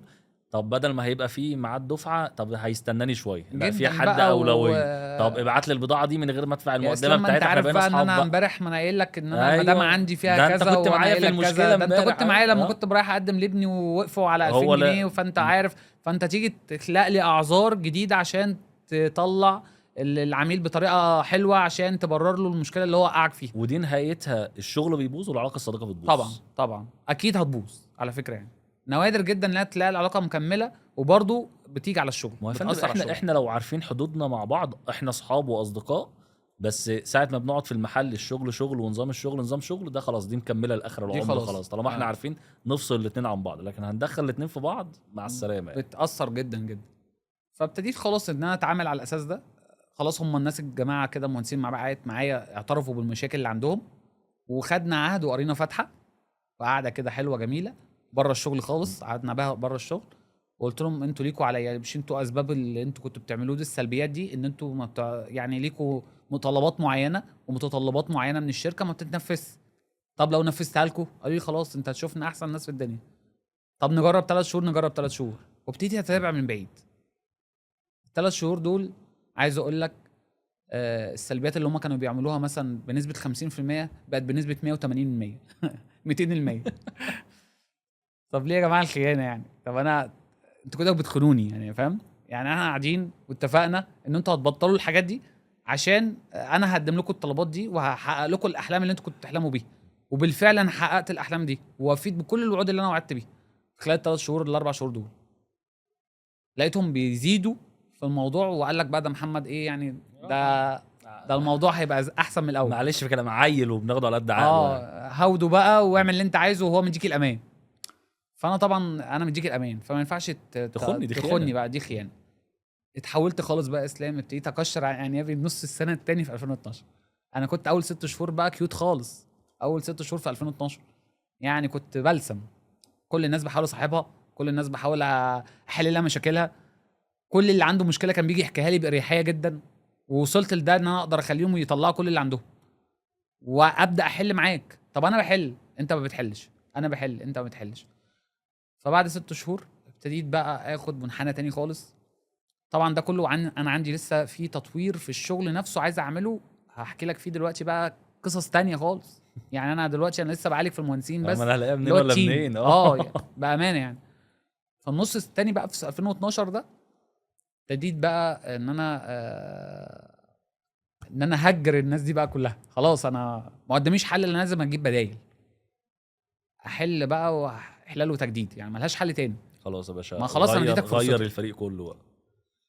في النص التاني بقى في 2012 ده للاسف يعني للاسف انا كنت اتمنى ان هم يفضلوا معايا. التيم اللي كان 25 ده انا مشيت منهم 18. تمام 18 مهندس مبيعات. بقوا 7 خلاص. ما هو 18 مشوا وانا دخلت بقى حوالي 20 جداد، بس 20 لسه طبعا ابيض مفيش اي حاجه. وعلى فكره الشركه عندنا من الشركات القليله جدا في مصر اللي بتجيب مؤهلات عليا، اي مؤهل عالي وبتشغله مهندس مبيعات، يعني مش شرط مهندس زراعي حتى، يعني ده كان السيستم ساعتها. المهم الشخصيه تنفع ان هو المهم سيلز مان ينفع سيلز، خلاص انا بشتغل مبيعات. انا مش عايز واحد دكتور زراعه، انا عايز واحد يعرف يبيع ويعرف يبقى يعمل علاقه مع العميل ويعرف يعني يسوق ويعرف يقنع العميل. لقيت الحاجات دي كنت بشغله. طب راي باشمهندس عبد الحميد في النقله دي ايه؟ اكيد ما كانش موافق يعني، بس يعني لا ما انا دي بقى نقطه تانية خالص صعبه خالص كانت مواجهاني ساعتها. لا اصل انت لو التيم الموجود ال 25 مهندس اللي انت مش موافق عليهم دول بيجيبوا اكس رقم مبيعات، حصل. فلما تغير لي ده كله ده كده واجي اطلب منك نفس الرقم اللي كانوا بيجيبوه دي مستحيل. الله ينور عليك بقى. فانا انت كصاحب راجل بتاع شركه مبيعات، فانت لمست الحته اللي انا ايه. كصاحب شركه انت بتخرب بيتي. يعني انا النهارده انا كان عندي بقى المشكله عندي ان انا عندي لود، كذا لود. اللود الاولاني ان انا امشي الشركه على نفس الاطار اللي كنت ماشي عليه، مع ان انا بمشي في المهندسين وبجيب مهندسين جداد لسه ما يعرفوش اي حاجه. اللود التاني ان انا عايز اطور في المنتجات ومش عارف لسه اطور ازاي. في فرق ان انا عايز اطور وخلاص، وفي فرق انا اصلا ما كنتش عارف اطور ازاي. ما انا عايز اطور في المنتج، طب الشكل المنتج ما كانش عاجبني، الفينش بتاع المنتج ما كانش عاجبني، كواليتي المنتج من جوه في شويه كسور كنت عايز اظبطها. فكل ده عندي قصص تانية خالص. انتوا من اوائل الشركات في السوق اصلا اللي كانت شغاله تصنيع محلي، فيعني من اول الشركات اللي كان عندنا تصنيع محلي، وكان ساعتها التصنيع المحلي احنا مفيش يعني 2008 ده، واول ما دخلت كانش. الشركه ما كان الشركات اللي موجوده في السوق قليله جدا، مش زي دلوقتي طبعا، يعني كان قليله جدا جدا جدا. يعني الشركات المعروفه كبيره معروفه، والشركات الصغيره دي على قدها جدا ومعروفه. هم يعني انا كنت بنزل المحل هم 4 شركات اللي بيقابلوني عند السوق كله. مظبوط. يعني انا مندوب كنت 4 شركات معروفين، في شركتين كبار وشركتين صغيرين، هم دول اللي بيقابلوك. فما كانش في حتى دافع ان انت تطور منتج. ليه؟ لان كله شغال على الفئه الاقتصاديه، على المنتجات المطلوبه. معلش بقى كانت ساعتها اسلام، انت لو تفتكر الجيل ده يعني او اشتغلت فيه، مغذي الطماطم يبقى لازم مرسوم عليه طماطم، مغذي البصل مرسوم عليه بصل، والقرعيات تترسم قرعيات. وهي دي الفئه بتاعت المنتجات اللي كانت شغاله، اللي هي 2007 و2006 و2002 و2001 2003. كل ده الشغل. الرز يبقى لازم الكيس مرسوم عليه الرز، لو مرسوم عليه طماطم ما ينفعش يشتغل الرز. لكن مصر الدوليه ساعتها كانت على وضعها تصنيع محلي، تصنيع محلي، واللي هو السوق محتاجه. يعني ما كانش عندنا الدافع ان احنا نعمل منتجات مبتكره. يعني ما كانش عندنا الدافع ده خالص. يعمل لي كيس عليه طماطمايه بس هو ده العميل عايز طماطمايه وعايز خيارايه وعايز بصل وبتاع، والدنيا تمام وحلوه، ومش عايز اقول لك مش ملحين بيع. فاهم؟ السوق كده كان، السوق كده ساعتها. فانا طبعا ابتدى السوق يتغير. اسلام لو تعرف بقى الحته دي، السوق ابتدى يتغير من 2010. من 2010 ابتدت بقى معلش يعني الاقي بقى مثلا شركه فارماسيوتيكا من الشركات طبعا اللي كانت شاطره جدا في الحته دي، وكانت باديه بقى بدايه كويسه جدا. ودكتور محمد محمود من الناس اللي ليها بصمات جامده جدا في السوق وطبعا معروف. فاحنا كان بالنسبه لنا اللي بيعملوه ده ايه، ده هو بيعمل ايه وبيجيب ايه وده ايه وكم شركه كانت ساعتها ابتدوا يطوروا في الشغل ويجيبوا بقى شغل مستورد بحاجه معينه. والكالسيوم برون كذا، احنا كنا الكلام ده كنا ما نسمعش عنه. الكالسيوم برون والحاجات دي كانت كلها ما يعني المنتجات اللي احنا شغالين بيها دلوقتي العاديه اللي هي مصر بحالها شغاله فيها، الطفره في كانت ساعتها. طفره ساعتها، ما كانش حد يعرف يعني ايه بيعمل ايه ده. هو كان معروف ان الموزيات، لان بكيهات، المتخصصات، هي دي الملسن واللمباده منظمات وشكرا النمو. على كانت افتكاسات جامده جدا يعني. كده. خيال مفصل علمي. اسيتيك اسيد ده لما نزل يعني كان عامل ضجه جامده وما كانش بقى لا فيه بقى المنظمات النمو الحديثه اللي احنا شغالين بيها دلوقتي، ولا دوافع التزهير اللي بنشتغل بيها، ولا الكلام ده خالص. حاجات كلها تقليديه. الهيوميك ده كان طفره كده وكان موضه. ما كانش فيه اي تطور ان انت تسعى ان انت تطور. فالحمد لله في 2012 بقى، وانا اول ما بقيت مدير عايز اطلع كل الطاقه اللي كانت عندي وانا مندوب ما كنتش عارف اعملها. وعلى فكره كان الباشمهندس عبد الحميد برضه كان الحته دي بقى عنده، ان انت لو جبت له ساعتها اي مركب من السوق ما كانش بيعترف باي يعني منافسه. هو انا ما هو احنا ساعتها كنا محدش ملاحق علينا بيع. يعني احنا كنا اكتر ناس بنبيع، وعندنا كميه مبيعات رهيبه. يعني المليون ده كان ساعتها، مليون ده بيتهزله يعني مليون. احنا كنا بنبيع بملايين ملايين يعني. يعني ملايين بقى الكميات، يعني حتى الكياس وبتاع كنا بنطبع مطبوعات كتيره، وكنا بنحقق مبيعات كويسه يعني جدا. انا كصاحب شركه جايب تارجتي، يعني انا واصل للحته اللي مريحاني وبكسب جداً. منها كويس. والسوق راضي عني. مظبوط. يعني فانت دي كمحمد نقطة. بقى ما تغيرليش ما الدايره دي، انا قاعد تبوظليش الدنيا مرتاح بقى. انت هتيجي تقول لي بقى مناديب مش عجباني يا وعبوات عم مش هم عجباني. بياكلوا عيش وانا باكل عيش. والمنتج مش عايزه كده، وشكل الكيس مش عاجبني. طبعا الباشمهندس عبد الحميد في السنه دي ابتدى بقى يعني ايه يحصل ما بيننا نقاشات حاده جدا في الحته دي، ان انا عايز اغير وهو يقول لي طب واحده واحده، طب ما تمشيش ده، طب قعده، طب راضيه بكلمتين. طب انا ما كنتش حابب كده. فابتديت ان انا احط بقى، عايز احط سيطرتي يعني. يعني نقدر نقول 2012 ده كان المدرسه القديمه والمدرسه الحديثه بقى بتاعت خناقه بقى. التجديد بقى. كانت هنا خناقه. ده اختلاف الاجيال بقى ساعتها. خناقه جامده جدا. تمام. اخر 2012 في شهر 11 توفى الباشمهندس عبد العزازي. الباشمهندس عبد العزازي ده توفى في 2012 في شهر 11. طبعا كانت صدمه بالنسبه لنا. احنا عارفين دايما ان الشركه 3 واس 3 فطبعا الباشمهندس عبد العزازي فجاه يعني ظروف صحيه معينه ما خدتش اكتر من شهر، توفى فجاه. وعلى فكره هو توفى يعني في سن 49 50. فطبعا اتهزينا جامد، بس احنا يعني احنا واثقين ان الشركه مكمله.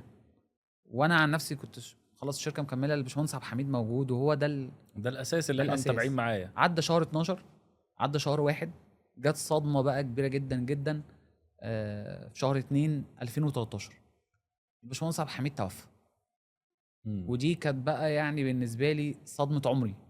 صدمه بالنسبه لي كبيره جدا، لان انا بالنسبه لي انا بستمد الطاقه اصلا منه، بستمد الحماس منه، بستمد القرارات منه. وهو الخلاف دوت بيديك حماسه اكتر. انا عايز اثبت ان وجهه نظري صح، فلازم انفذها. انا بقى اصلا كمان حتى المهندسين اللي شغالين، العمال اللي موجودين، الاداره اللي موجوده، الحسابات اللي موجوده، السواقين اللي موجودين والعربيات هو الشغل المباشر معاه كله هو اللي بيتعامل معانا كله. فخلاص احنا قلنا خلاص الشركه كده قفلت، يعني خلاص احنا الشركه مش هتكمل.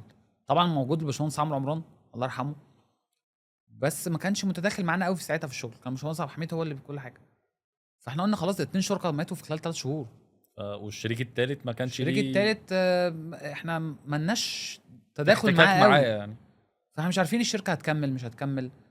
السوق حتى ساعتها قال 2013 قال مصر الدوليه كده شكرا يعني خلاص اصحابها توفوا. يا باشا ما هي دي المؤسسه اللي مبنيه على الوان مان شو. مظبوط. فالوان مان شو خلاص يعني توفاه الله. هو ما فيش حد دايم يعني ومخلد فيها. فلو هو مش باني سيستم وراه، هي المؤسسه غصب عنها بتتهد. هو السيستم كله مع السلامه. هو السيستم كده هيبوظ. هنا كانت المفاجاه بقى الباشمهندس عمرو جمعنا وجاب الكوادر اللي موجوده، وابتدى يصارحنا ان بآرائه وبوضعه وبكلامه، وان الشركه هتفضل مكمله، وهو هيفضل مكمل باولاد الشركاء اللي كانوا معاه. طبعا باشمهندس عبد الحميد كان عنده 3 اولاد، باشمهندس سميلاء الكبيره، وباشمهندس محمد عبد الحميد ابنه الوسطاني، وباشمهندس عبد الرحمن. 3 اولاد كانوا كلهم اعمارهم صغيره. باشمهندس عزازي الله يرحمه نفس الكلام، عنده الكابتن احمد، الاستاذ محمد بنته الصغيره.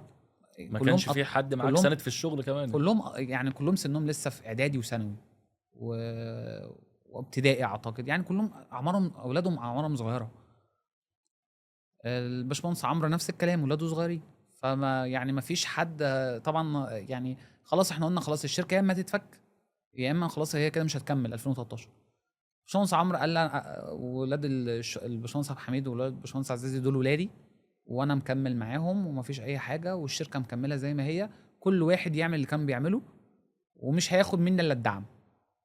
انت عايز مني ايه؟ ما هتلاقيه. وعدكش باكتر من كده ما كمان. وعدكش اكتر من كده. اللي انت عايزه ايه؟ اللي الباشمهندس عبد الحميد كان بيتعامل معاك بيه او الوضع اللي انت كنت ماشي بيه هتفضل ماشي بيه. طبعا احنا مش عارفين هيتحقق الكلام ده ولا لا.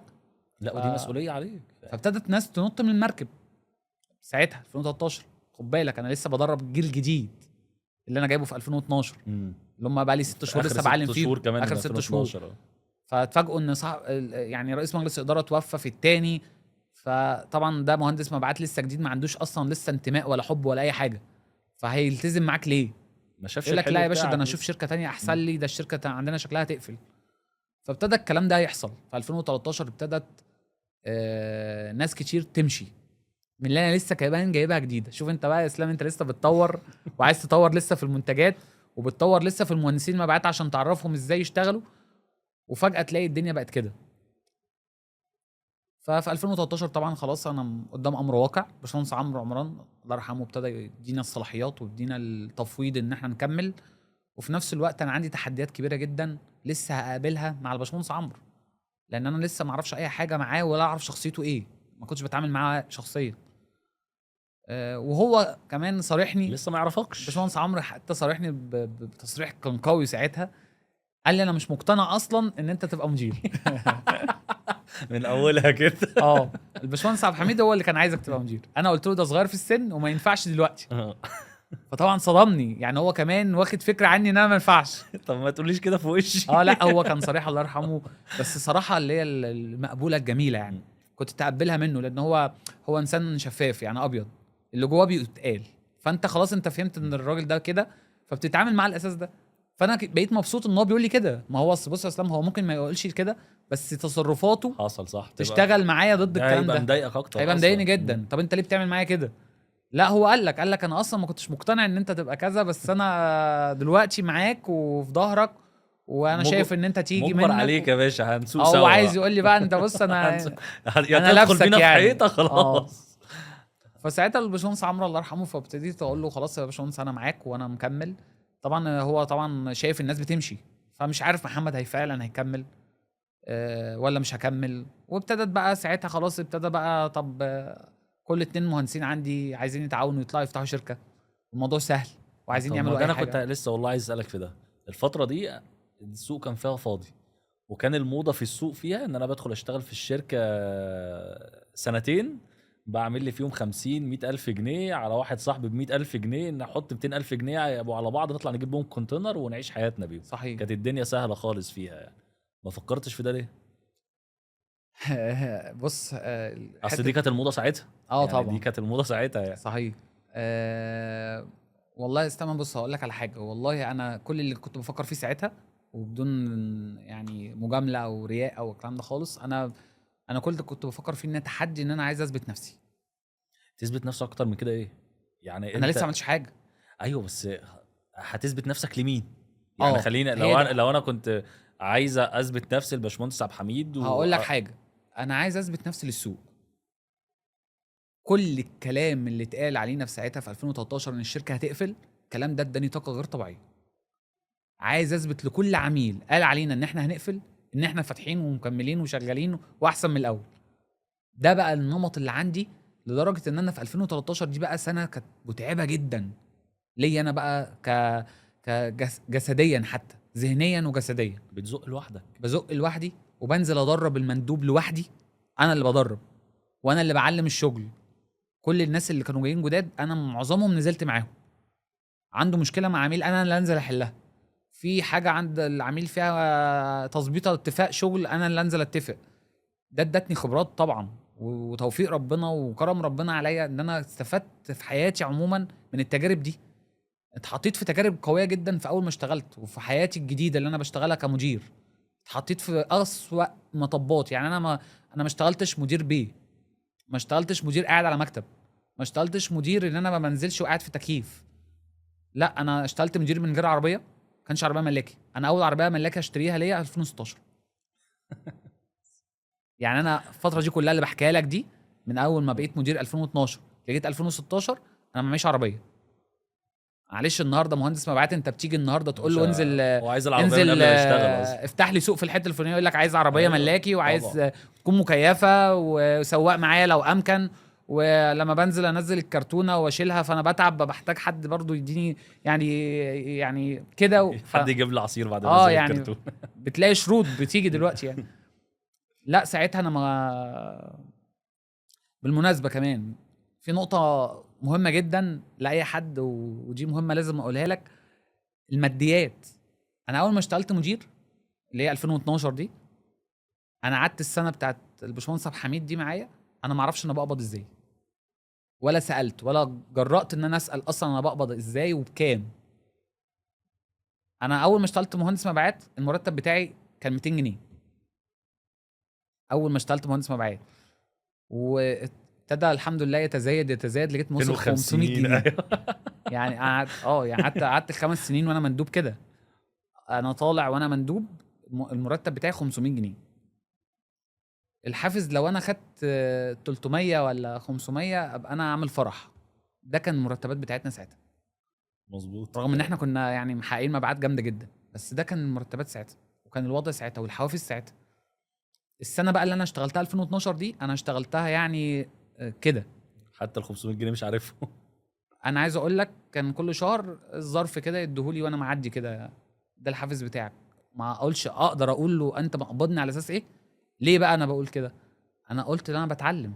انا اصلا انا كنت مهندس مبيعات، وفجاه الراجل ده قال لي انت هتبقى مدير الصعيد، فجاه قال لي انت مدير الشركه. انا اقعد معاه واقدر احط وشي في كده في، يعني اكلمه كده وش في وش واقول له انت هتقبضني كام؟ ما اقدرش. انا عايز اقول لك انا اللي كنت بحط طبعا الحافز للمهندسين اللي معايا.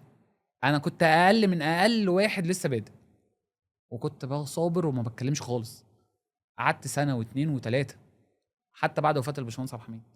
حتى بعد وفاه الباشمهندس عبد الحميد الباشمهندس عمرو بقى مستغرب ان انا اصلا ما فيش نظام انا بقبض عليه، او ان انا قلت له لا انا ما قدرتش اقول الباشمهندس عبد الحميد ان انا عايز اقبض كذا او ان انا طموحاتي الماديه كذا.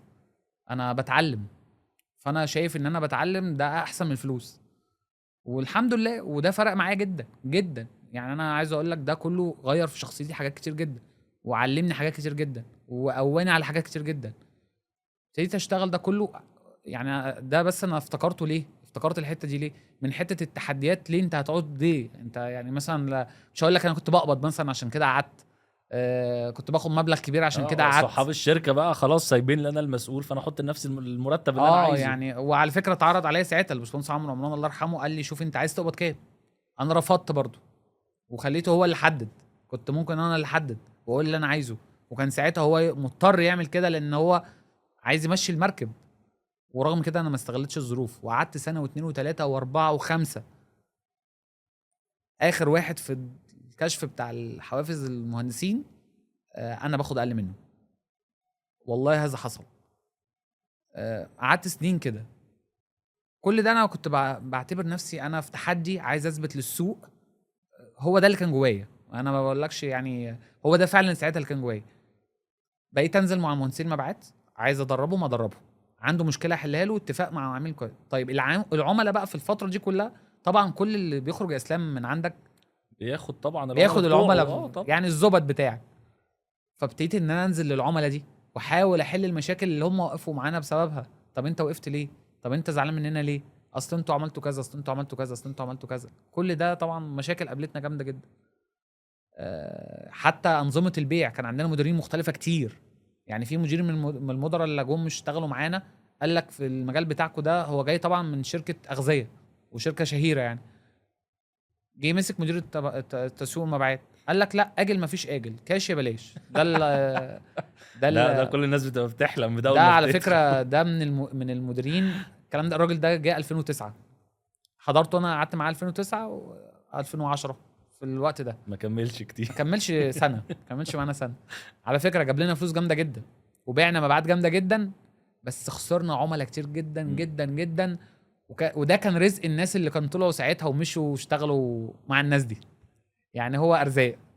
والراجل ده يعني في ناس لغايه دلوقتي بتقول لك ده لولا الراجل ده علينا، يعني الراجل اللي جالكوا ده فضلنا السوق شويه. فضلنا السوق خالص. احنا طلعنا من العملاء من السنه دي ما عندناش عملاء، يعني طلع من 2010 دي العملاء كلها الحلوه راحت مننا. خلاص هو على قد العميل السوق بتاعنا كله اصلا معظمه اجل، مفيش وساعتها كاش. كان الاجل مشهور جدا والدنيا طبعا. كانت حلوه. لو فالنهارده قال كان لك زمان 2008 2009 2010 ده كان اجل على سنه يا باشا. اه يا باشا عادي، اجل على سنه الارقام براحتك قليله يعني. يا اسلام. كان الطن الاني بكيب وطن المغذي وطن الحاجات دي كلها حاجات بسيطه خالص يعني. مظبوط. فكان الارقام بسيطه يعني ما كانتش تخض. فده كله مرينا بيه. فانت عندك دلوقتي طالع بمشاكل عملاء عايز تتحل، وطالع بمشاكل منتجات عايزه تتحل. عندك مشاكل منتجات ما فيهاش تطوير خالص، لا شكل ولا كواليتي ولا جوده ولا من جوه ومن بره، لدرجه الكرتونه اللي بره عايزه تتغير. كل المقومات الشغلانه عندك منتج انت بتبيعه عايز يتظبط. خدنا قد ايه بقى نهندل القصص دي كلها؟ طبعا بدعم بقى من باشمهندس عمرو ساعتها، قال لي غير وانا في ظهرك. ده بقى القصه اللي حولتني خالص. شاف شغل محمد انا بقيت بقى عمال اغير كل حاجه، والراجل ده يقول لي الله ينور، حتى لو وحشه يقول لي الله ينور. بجد كان يعني حتى لو وحشه ليه عايز يقويني، يعني فاهم؟ يقول لي عادي اللي تقع منك مش مشكله، حاجه عملتها مش مظبوطه ما ظبطتش معاك تظبط المره الجايه ولا يهمك اي حاجه، كسر براحتك. طب انا حاسس ان انا غلطت لما تعاقدت مع فلان الفلاني في عبوه معينه، في منتج معين، في خامه معينه. يقول لي ايه المشكله نغير الدنيا، وايه المشكله اركن ده خالص ولا يهمك اي حاجه، غير. اطور في ده يقول لي طور. عايز اجيب شكاره من الصين يقول لي هات عبوه من بره اشتغل اجيب. سابك تتعلم العوم براحتك خالص بقى؟ لا خالص خالص بقى، علمني بجد، يعني سابني فرصه ان انا اتعلم بجد. اي نعم انا ما كنتش يعني رغم ان انا الحمد لله استفدت من خبره الباشمهندس عبد الحميد والفتره اللي انا قضيتها معاه، بس المرحله اللي بعد كده، عشان كده بقول لك انا 3 مدارس اتعلمت منهم. باشمهندس عزازي الله يرحمه كان ارقام، انضباط، ورقه وقلم، كل حاجه مكتوبه بالورقه والقلم معموله بحسابها. ده ميزته او المزايا اللي فيه. الباشمهندس عبد الحميد معجون مبيعات، يعني استاذ، رئيس قسم مبيعات، فما فيش تعرفش، راجل بياع بالدرجه الاولى. الباشمهندس عمرو راجل بياع وبيحب الزراعه، بيحب الزراعه بقى بطريقه فوق ما تتخيل. بيحب الفلاح جدا، بيشفق على الفلاح جدا، قلبه مع الفلاح جدا. عايز يقول لك ايه، يقول لك انا بدل ما انا يعني احنا في المجال بتاعنا يقول لك كتر الكوم، يعني اديله مركب واثنين وثلاثه، ما انا عايز ابيع. لا هو يقول لك طب ما انا اوفر له في منتج واحد واديهوله، بدل ما الراجل بيقعد ده كله يدفع وفي الاخر الزرعه ما تجيبش. دايما في نهايه الجمله تلاقي حاجه كده خاصه عاطفيا بالفلاح. وبيحب الارض وبيحب الزراعه، وكان يطلع من الشركه اخر الاسبوع يروح الارض بتاعته، عنده ارض وزارعها. بيحب الزراعه وبيحب الفلاح، فكان دايما عايز يدي افضل منتج بافضل سعر. انا في تسعير مركبات طبعا، انا كنت بسعر مع المركبات. اجي اسعر المركب اقول مثلا ب 10 جنيه، يقول لي لا هيبقى غالي قوي على الفلاح، خليه 8. اقول له يا باشمهندس يقبل 15. يقول لي لا انت مش صاحب شركه ولا ايه؟ ما والله المكسب بجد، داخل لك. والله العظيم هذا حصل الله يرحمه. كان هو كده، كان اجي اسعر المركب مثلا ب 10 قروش، يقول لي لا خليه ب 8. اقول له يا باشمهندس ده هو تكلفته اصلا 6 مثلا 7، يعني انا 8 بخساره دي بعد مش مصاريفه مش وبدنيته هتلحق، مش بخساره. هتعرف. يقول لي يا باشا الناس بس تعرفوا، ولما الفلاح بعد كده يطلبه ابقى اخليه ب9، بخليه ب10، واحده واحده. انما عشان اعملها ب10 كتير قوي على الفلاح يدفع 10، ده التاجر قول التاجر كمان هيبقى حاله ب13، طب ده حرام يدفع. تلاقي عمال بيحسبها بمقاييس تانية خالص. وده بيشجعني بقى ان انا عايز اطور في المنتج، وهو حابب يجيب احسن اضافات، احسن خامات، افضل حاجه، يطلع المنتج تحليله مظبوط جدا، لو بزياده ما يبقاش اقل، لو حاجه تقدر تضاف يضيفها. كان دايما حابب البحث والتطوير، ودايما وعمال بقى كل يوم يجيب ابحاث جديده. الصراحه يعني كان فايدني جدا في الحته دي. كان طول ما هو قاعد على اللاب قاعد بيذاكر. هو مهندس زراعي مش مهندس عمرو، بس حابب يعمل افضل منتج عشان الفلاح يستفاد، وافضل حاجه. يعني المنظمات النمو والحاجات دي كلها كانت ساعتها طفره. يعني احنا اوائل الناس اشتغلنا بيها، من اوائل الشركات اللي اشتغلوا فيها. في شركات كتير طبعا اشتغلوا بيها ساعتها، بس احنا الحمد لله كان لنا السبق في من اوائل الشركات اللي ابتدينا نستخدمها. كل ده باشمهندس عمرو. فكل مدرسه علمتني حاجات كتير جدا. قعدت بقى الفتره دي يا باشمهندس اسلام من 2013 اللي هو بعد وفاه الباشمهندس ابو حميد لغايه 2016، 13 و14 و15 و16، الاربع سنين دول بقيت بنفسي بقى اخد عربيه كده كل يوم، عربيه سواق نص نقل اي حاجه، وانزل ادور بقى في العاشر على شركه معينه بتعمل عبوه معينه، على كيس معين بطريقه معينه، على شكاره معينه بحته معينه، على ستيكر معين. بقيت ان انا مدخلات الانتاج كلها بسعى ان انا اجيبها افضل ما يكون، لان ساعتها الامكانيات عندي ما كانتش متاحه ان انا عندي ناس تجري لي الحته دي خلي بالك وهي مش شغلانه مدير البيع خالص. بس انت المسؤوليه اللي اتحطت عليك ما بقى. انا قلت لك ايه بقى، ما عنديش الامكانيات، حتى ما عنديش حد مشتريات يجيب لي الحاجات دي، ما عنديش حد عنده نظره بيعيه ينزل يجيب لي ستيكر حلو ما هو عارف انه ده اللي هيتباع. لا انا قلت انا اضرب الكلام ده كله، انا عارف الازازه اللي هتعجب العميل ايه، انا عارف الازازه الستيكر اللي هيعجب العميل ايه. كل ده فادني يا اسلام كتير، كل ده انا استفدت منه، ودي الخبرات اللي انا خدتها. انا ما قعدتش على المكتب واستنيت حد يرفع لي تقرير بالكلام ده، انا نزلت بنفسي دورت على الحاجات دي، نزلت بنفسي اتعلمت الحاجات دي، نزلت عرفت مين اللي عنده انواع البلاستيك البي اي تي والبولي ايثيلين والكو اكس والحاجات دي كلها. كان انت راجل مبيعات اسمده ومبيدات تعرف الحاجات دي ليه؟ مظبوط. كل ده عرفته. العبوه عندي في المخزن الشكاره ببيع يا ايه الفرق ما باشا. بين الشكاره البولي بروبلين والسيسل وده، كل ده انا نزلت وانا اللي جبت. والحمد لله كان ليا السبق ان انا كل الشركات اللي انا اشتغلت معاها كمواد بقى، كل ده اللي هم اشتغلوا بعد كده الاسمده، ما كانوش يشتغلوا اسمده قبل كده. بيشتغلوا مع مصانع تانية بس مش اسمده. انا اوائل الشركات اللي اشتغلت معاها دي كنت من اوائل الشركات الاسمده اللي اشتغلت معاهم، وبعد كده السوق كله راح لهم الحمد لله. يعني شركات كتير اشتغلت معاها. بقيت ادور على الحاجات دي بنفسي، اخد عربيه بسواق وانزل، معيش عربيه. طب رايح لعميل نفس الكلام، ما تكبرش بقى واروح طب انا عايز انزل نزله معينه بعربيه معينه قدام العميل. كل ده والله ما كان هاممني يا اسلام ساعتها. انا هاممني ان انا انزل احقق شغل، اعمل على ارض الواقع بصمه، اعمل بصمه في تاريخ الشركه. والحمد لله بفضل ربنا وتوفيق ربنا، توفيق كان محالفني في كل الخطوات اللي كنت بعملها. الحمد لله الحمد لله، عشان كانت النوايا خالصه، وما كانش نوايا ان انا بعمل كده عشان اتعلم عشان اعمل لنفسي شركه، او بعمل كده عشان ليا مصلحه معينه او ليا عموله معينه هاخدها اخر الشهر. كل ده ما كانش فارق معايا، اللي كان فارق معايا الفكره اللي انا قلتها لك، ان انا اغير فكره الناس اللي قالوا الشركه هتقفل، وفكره الناس اللي طلعت من الشركه عندنا وقال الشركه خلاص قفلت، مصر الدوليه وقعت، مصر الدوليه ماتت. كل ده اتقال. فبقى ده عندي حافز قوي جدا ان انا موجود مدير المكان، فينسب ليا الكلام اللي بيتقال ده، لا انا هكسر الكلام ده، وزي ما الناس قالوا كده هخليهم يقولوا كده. والحمد لله بفضل ربنا وتوفيقه، وربنا كرمني من 2013 بتيم عمل محترم اللي انا بقى جمعته. بنيته بقى انت اللي بنيته بقى. بقى وهم معايا لغايه دلوقتي.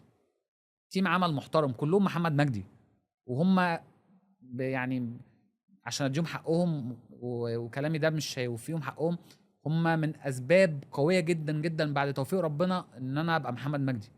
هم ساعدوني، كانوا بيحبوني فعايزين يعملوا الشغل زي ما انا عايز. خد بالك بقى، انا هنا في اداره اسلام كان عندي مشاكل اداريه مع بعض المهندسين مبيعات. انا من النوع اللي انا ما بديش الاوامر الشغل بعنف يعني. لا انا حابب ان انت تعمل الحاجه وانت حاببها، كده كده هتعمل الشغل. ما انا ممكن ادولك بعنف وهتعمله، وادولك برضه بالحب وهتعمله. اي نعم الحب مش بيجيب كل الشغل دايما، بالحب ده يعني ما بيجيبش افضل نتائج. بس انا دايما كنت من المدرسه دي، ان انا هدي لك الاوردر الاسلام، المهمه اللي انا عايزها منك، المسؤوليه اللي انا عايزها منك، التارجت اللي انا عايزه منك، هنقعد مع بعض وهنتعلم من بعض ازاي نحقق التارجت ده، انا شريك معاك فيه.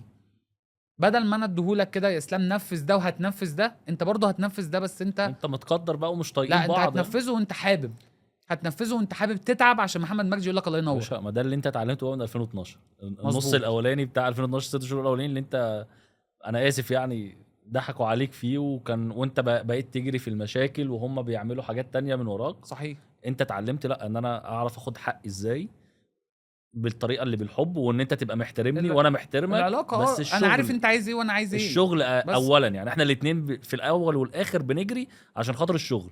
انا مظبوط. وانت بنجري عشان خاطر اكل عيشنا. هنبقى كويسين مع بعض ونتعامل كويس مع بعض طول ما انا شايفك كمديرك بتجري على اكل عيشك وخايف على اكل عيشك. مظبوط.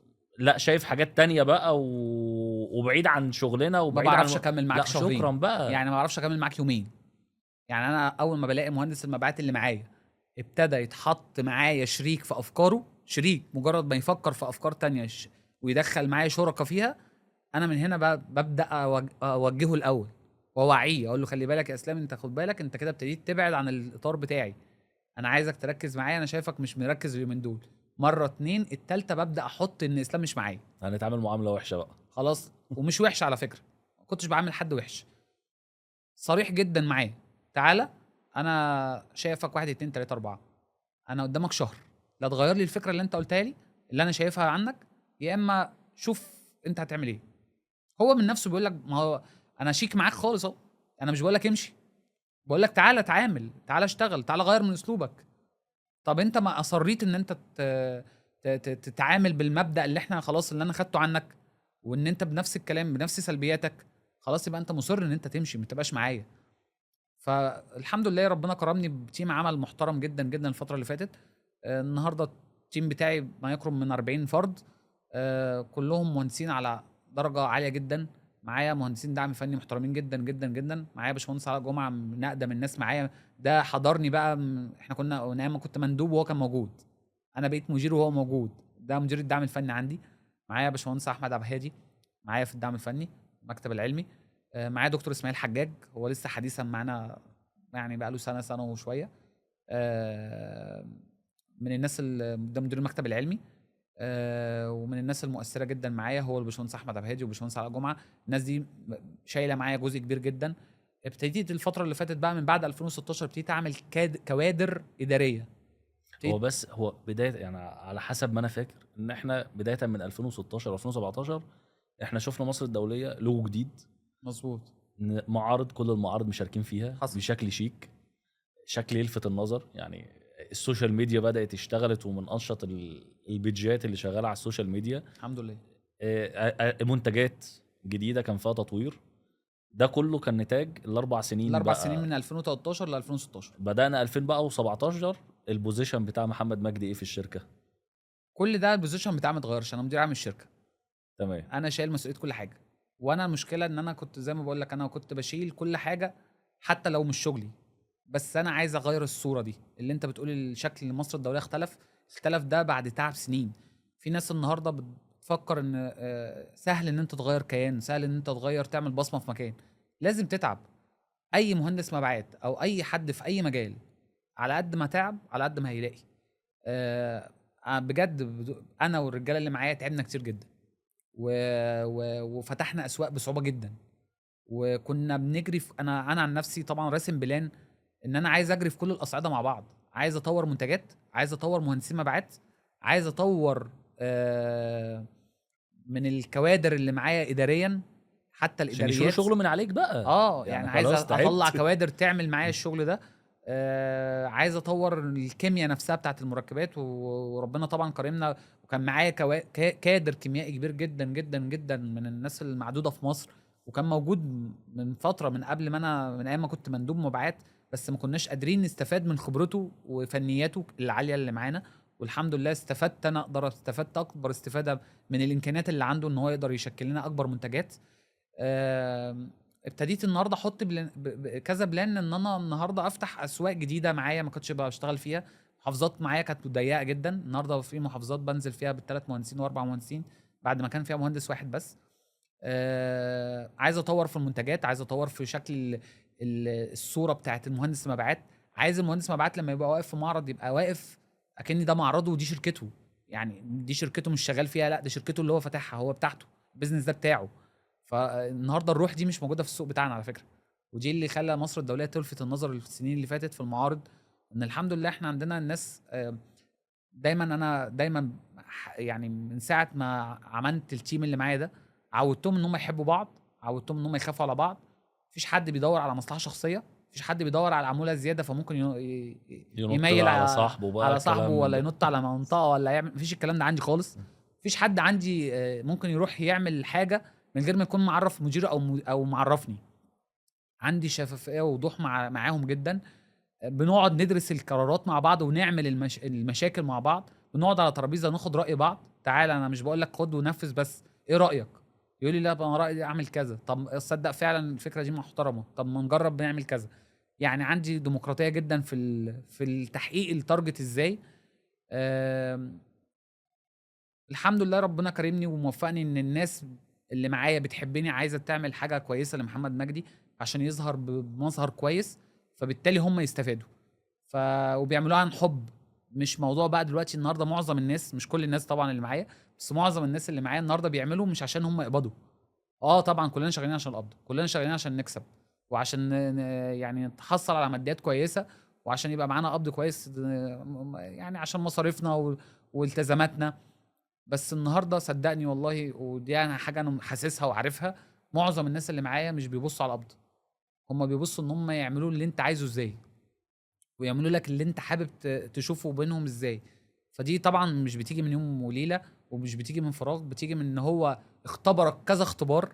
المهندس مبيعات اختبرك اكيد طبعا. ده اختبرك هو في قرارات، اختبرك في التزامات، اختبرك في ان هو فضفض لك من حاجه مزعلاه، ولكن انت حفظت السر بتاعه ده وساعدته فيها.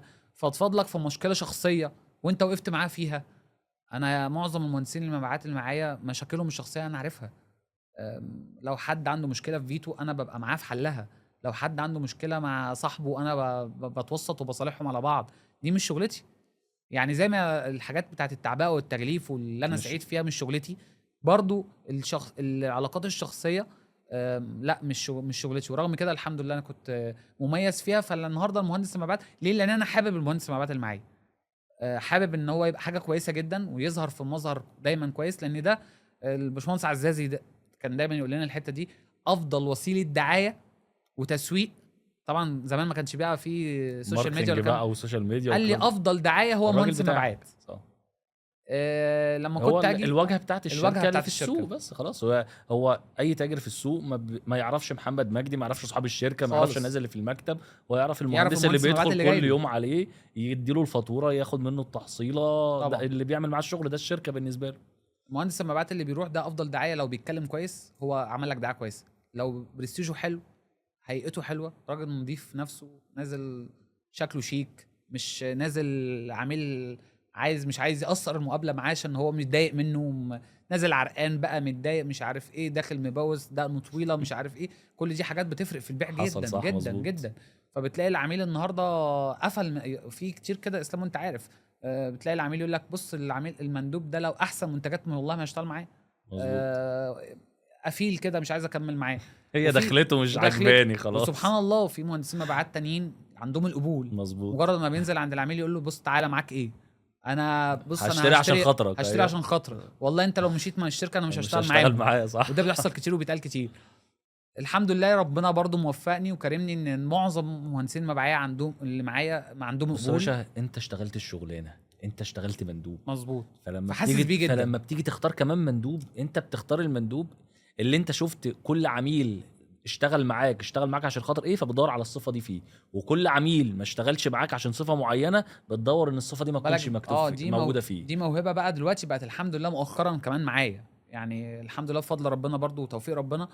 النهارده وانا بعمل انترفيو لاي مهندس مبيعات داخل عندي يشتغل معايا او يشتغل معايا في التيم بتاعي، والله اسلام وهو بيعمل معايا انترفيو بحس ان هو ده معايا وده هيشتغل وهيكمل، وبحس ان هو مش هينفع معايا. في ناس السي في بتاعها يفرح، حاجه كده جامده جدا، وهو شخصيه محترمه جدا، بس انا ببقى عارف ان هو مش هيكمل معايا. مش احساسي لاقي على الشركه. احساسي ما عنديش اي مقاومات تانية.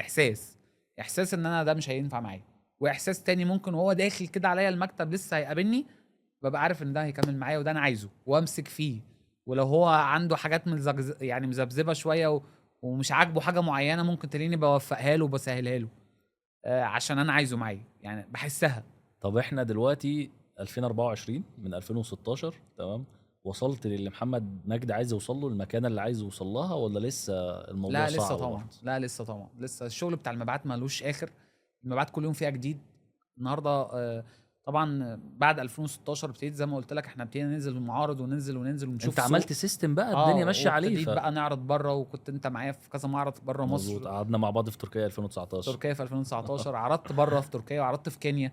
ابتديت اعرض بقى معارض بره كمان مصر. انا النهارده صحاري ما كنت قديم بعرض فيه، بس جيت كام سنه كده اللي هم بقى اللي حصل فيها كام دروب دي 2012 و2013 ما كنتش بعرض. رجعت ارجع اعرض تاني في 2015 صحاري كل سنه بقيت اعرض فيه. المعارض الحديثه دي كلها برضو من اوائل الناس اللي انا كنت موجود فيها، باشمهندس خالد امين، باشمهندس محمد غازي، الناس دي كلها من اوائل المعرض معاهم. طبعا احنا مصر الدوليه معاهم دايما. والحمد لله ابتدى لينا طله في اي معرض، بنعمل طله للمعرض وبنعمل طله للبارتيشن بتاعنا، بيبقى دايما تعدي كده ملفت للنظر، والله مش عشان ديكورات ومش عشان اي حاجه يا اسلام، عشان روح الناس اللي واقفه حابه المكان، حابه صاحب الشركه، حابه المدير، حابه نفسها وهي واقفه، حابه نفسها. في ناس تقول لك اصل انت بتلبسهم شيك، والله مش باللبس، شركات بتصرف في اللبس اكتر مننا، وشركات بتجيب احسن حاجه للمهندسين المبيعات بتاعها، بس احنا عندنا وضع تاني، وعندنا طله تانية، وعندنا احنا بنهتم بكل التفاصيل. انا عايز اقول لك يعني، انا لو قعدت اقول لك التفاصيل اللي انا بهتم بيها في المندوب في المعرض وهو واقف في المعرض هتضحك يعني. لا انا هقول لك تفصيله واحده، اتفضل. وده بان من كلامك، يعني انت من كلامك بدات ان انا وانا شغال مهندس انا اتدربت على ايد مديريني، وبعد ما بقيت مدير بقيت انزل ادرب الناس. صحيح. انا بشوف على السوشيال ميديا ان انت كل سنه لازم في السايكل ميتنج بتاع الشركه بتوعك احسن ناس تدريب. احنا عندنا مشكله في مجال الزراعه ان احنا ما عندناش ناس بتدرب في مجال الزراعه كويس. طبعا. بنجيب ناس من بره، فانت بتجيب ناس مشهوره، ناس على السوشيال ميديا ليها وضعها، يعني ما بتستخسرش حاجه في الناس بتوعها خالص. فنقطه التدريب دي من النقط اللي انت فعلا، انا ما كنتش اعرف طبعا، يعني انا بتفرج بس على السوشيال ميديا بتاعتك، بس من الكلام انت متربي على ده.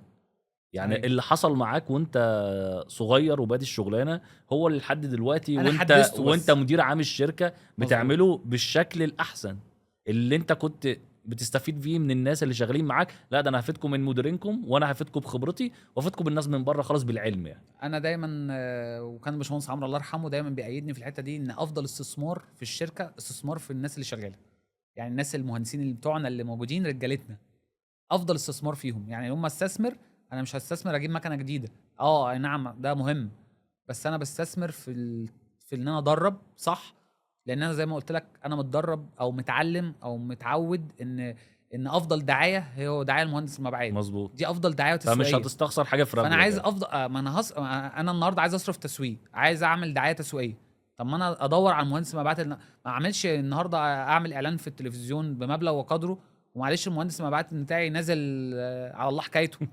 يعني لا يمت الصله بالمبيعات كشكل وكمنظر، او واقف في معرض ده لابس تيشيرت احمر وده لابس تيشيرت ازرق وانا خاربها في السوشيال ميديا.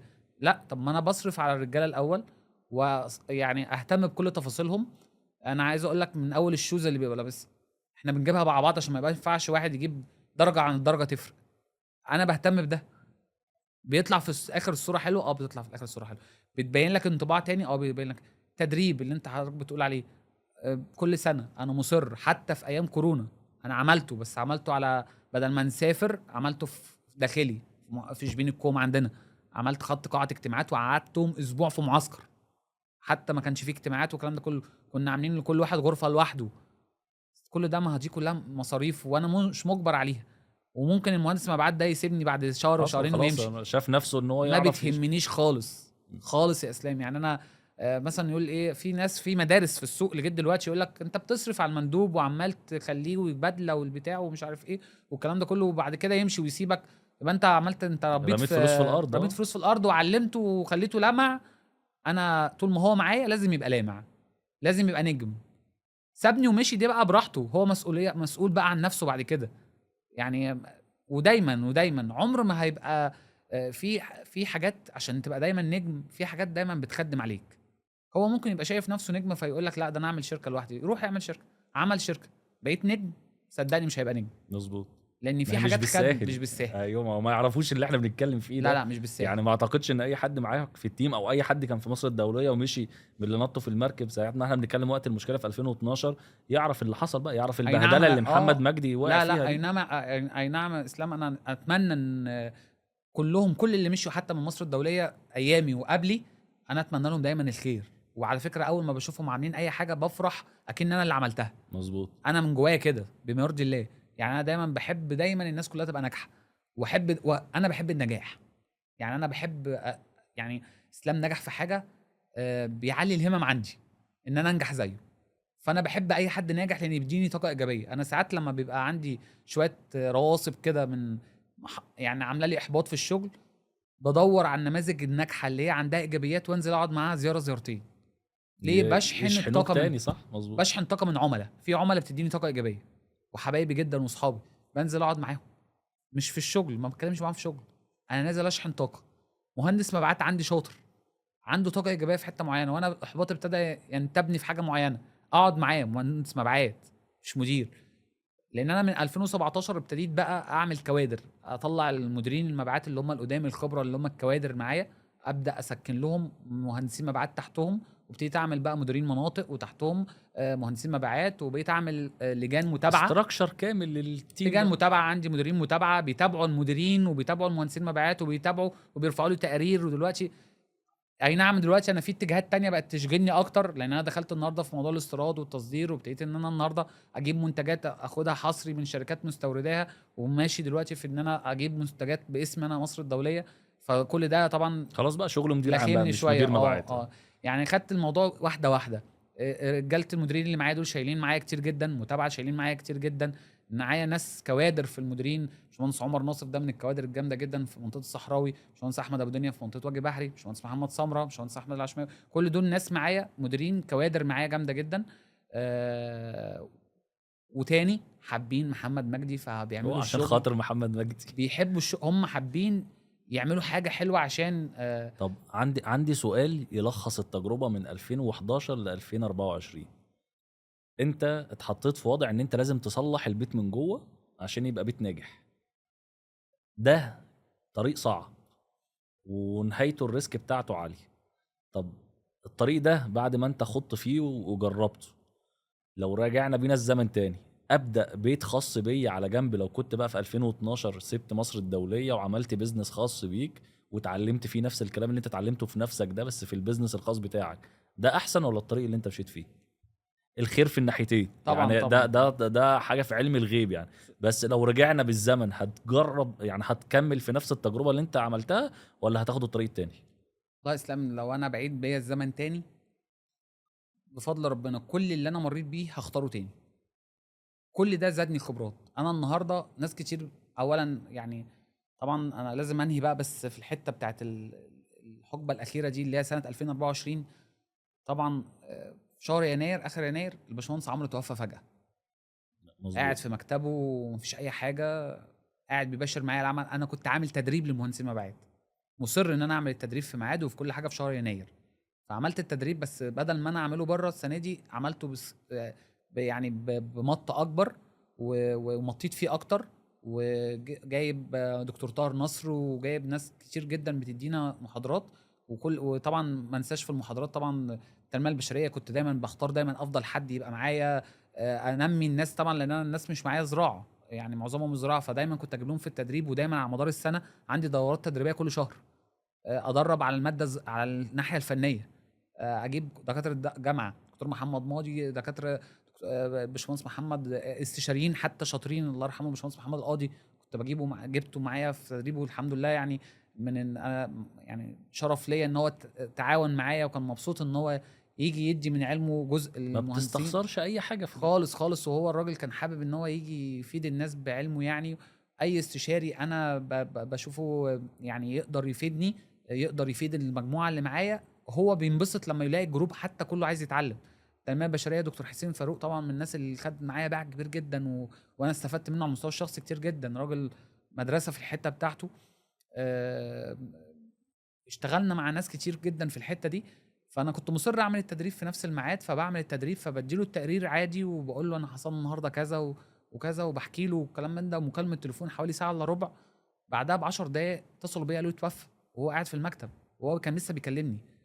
ده اخر واحد من ده الشركاء اللي الباشمهندس كان عمرو، ايده في ايدك ده الباشمهندس عمرو اللي كان اصلا هو سبب بعد ربنا ان محمد مجدي يبقى محمد مجدي بامانه يعني. هم كلهم اسباب وكلهم سلمه، بس اكتر حد هو قعد اللي معايا خد بقى معاك من المشوار 2013 طبعا.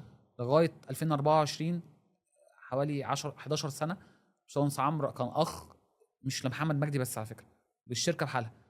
باشمهندس عمرو كان اخ، كان سند بمعنى كلمه سند، كان مدي الامان والثقه. وده حته بقى اسلام كبيره جدا جدا جدا لاي حد شغال في مكان، لو لقى الامان والسند والثقه من صاحب مش العمل، مش هيسيب المكان. انا مش هروح فين بقى؟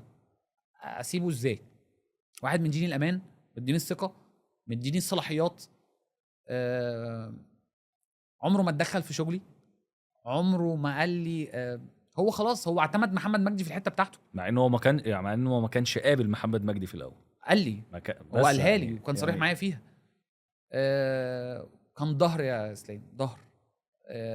اي مشكله، اي حاجه شخصيه، اول واحد تلاقيه موجود عندك، اول واحد واقف وراك.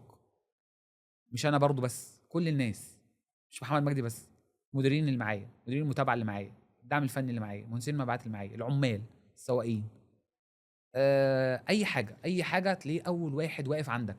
مش انا كراجل صاحب مال، لو لقيت اي حد شغال معايا ده رزق، يعني رجالتك اللي بتشتغل معاك ده رزقك طبعا. من ضمن رزقك. لو لقيت رزق ده جاي لي في ناس ولاد حلال قلبهم على الشغل، والله لو عايزين عينيا مش هستخسرهم فيه. طبعا. بس ده يعني احنا لو حبينا نحط ملخص لرحله محمد مجدي، واحد ابن اصول اتحط في مكان، حب يعمل اسم لنفسه ويفيد المكان بتاعه، ربنا كرمه بس طبعا. فربنا كرمه بقى باصحاب شركه علموه، ربنا كرمه بعديها بصاحب شركه ما كانش واثق في محمد عشان ما كانش يعرف محمد، بس شاف ان هو قلبه على المكان. فانت حتى لو في مكان ومش مؤهل، الخبره هتيجي بالوقت، صحيح. هتتعلم بالوقت بالمواقف، بس رقم واحد قلبك على المكان، صحيح. قلبك على اكل عيشك، دي موجوده خلاص. شو هسيب لك يا باشا، وانت سوق وانا وراك في اللي انت هتقوله خالص. لما الناس كانت مفكره ان انا صاحب الشركه لغايه النهارده، في ناس مفكره ان انا صاحب انا ما اعرفش والله ان انت بس مدير عام والله الا النهارده. يعني الناس كلها كانت مفكره ان شركه مصر الدوليه شركه محمد مجدي شريك. شريك يا شركته. وعلى فكره الكلام ده كان بيوصله، كان بيبقى سعيد جدا، يقول لي انا كده مش عايز حاجه اكتر من كده، خلاص تارجتي عملته. ايوه طبعا. انا تارجتي ان انا اخلي الناس تفكر ان انت صاحب الشركه. انا كده يعني يقول لي انا نجحت ان انا اوصلك لده، ان انا اديك الثقه ان انت تحس ان انت صاحب الشركه. شوف بيبص لها ازاي. لا هو بيبص لها ازاي، يعني بيبص لها ان انا نجحت ان انا اديك الثقه، اللي انت الثقه دي تبقى انت مخلياك حاسس ان انت صاحب الشركه. هو كده نجح في التارجت بتاعه.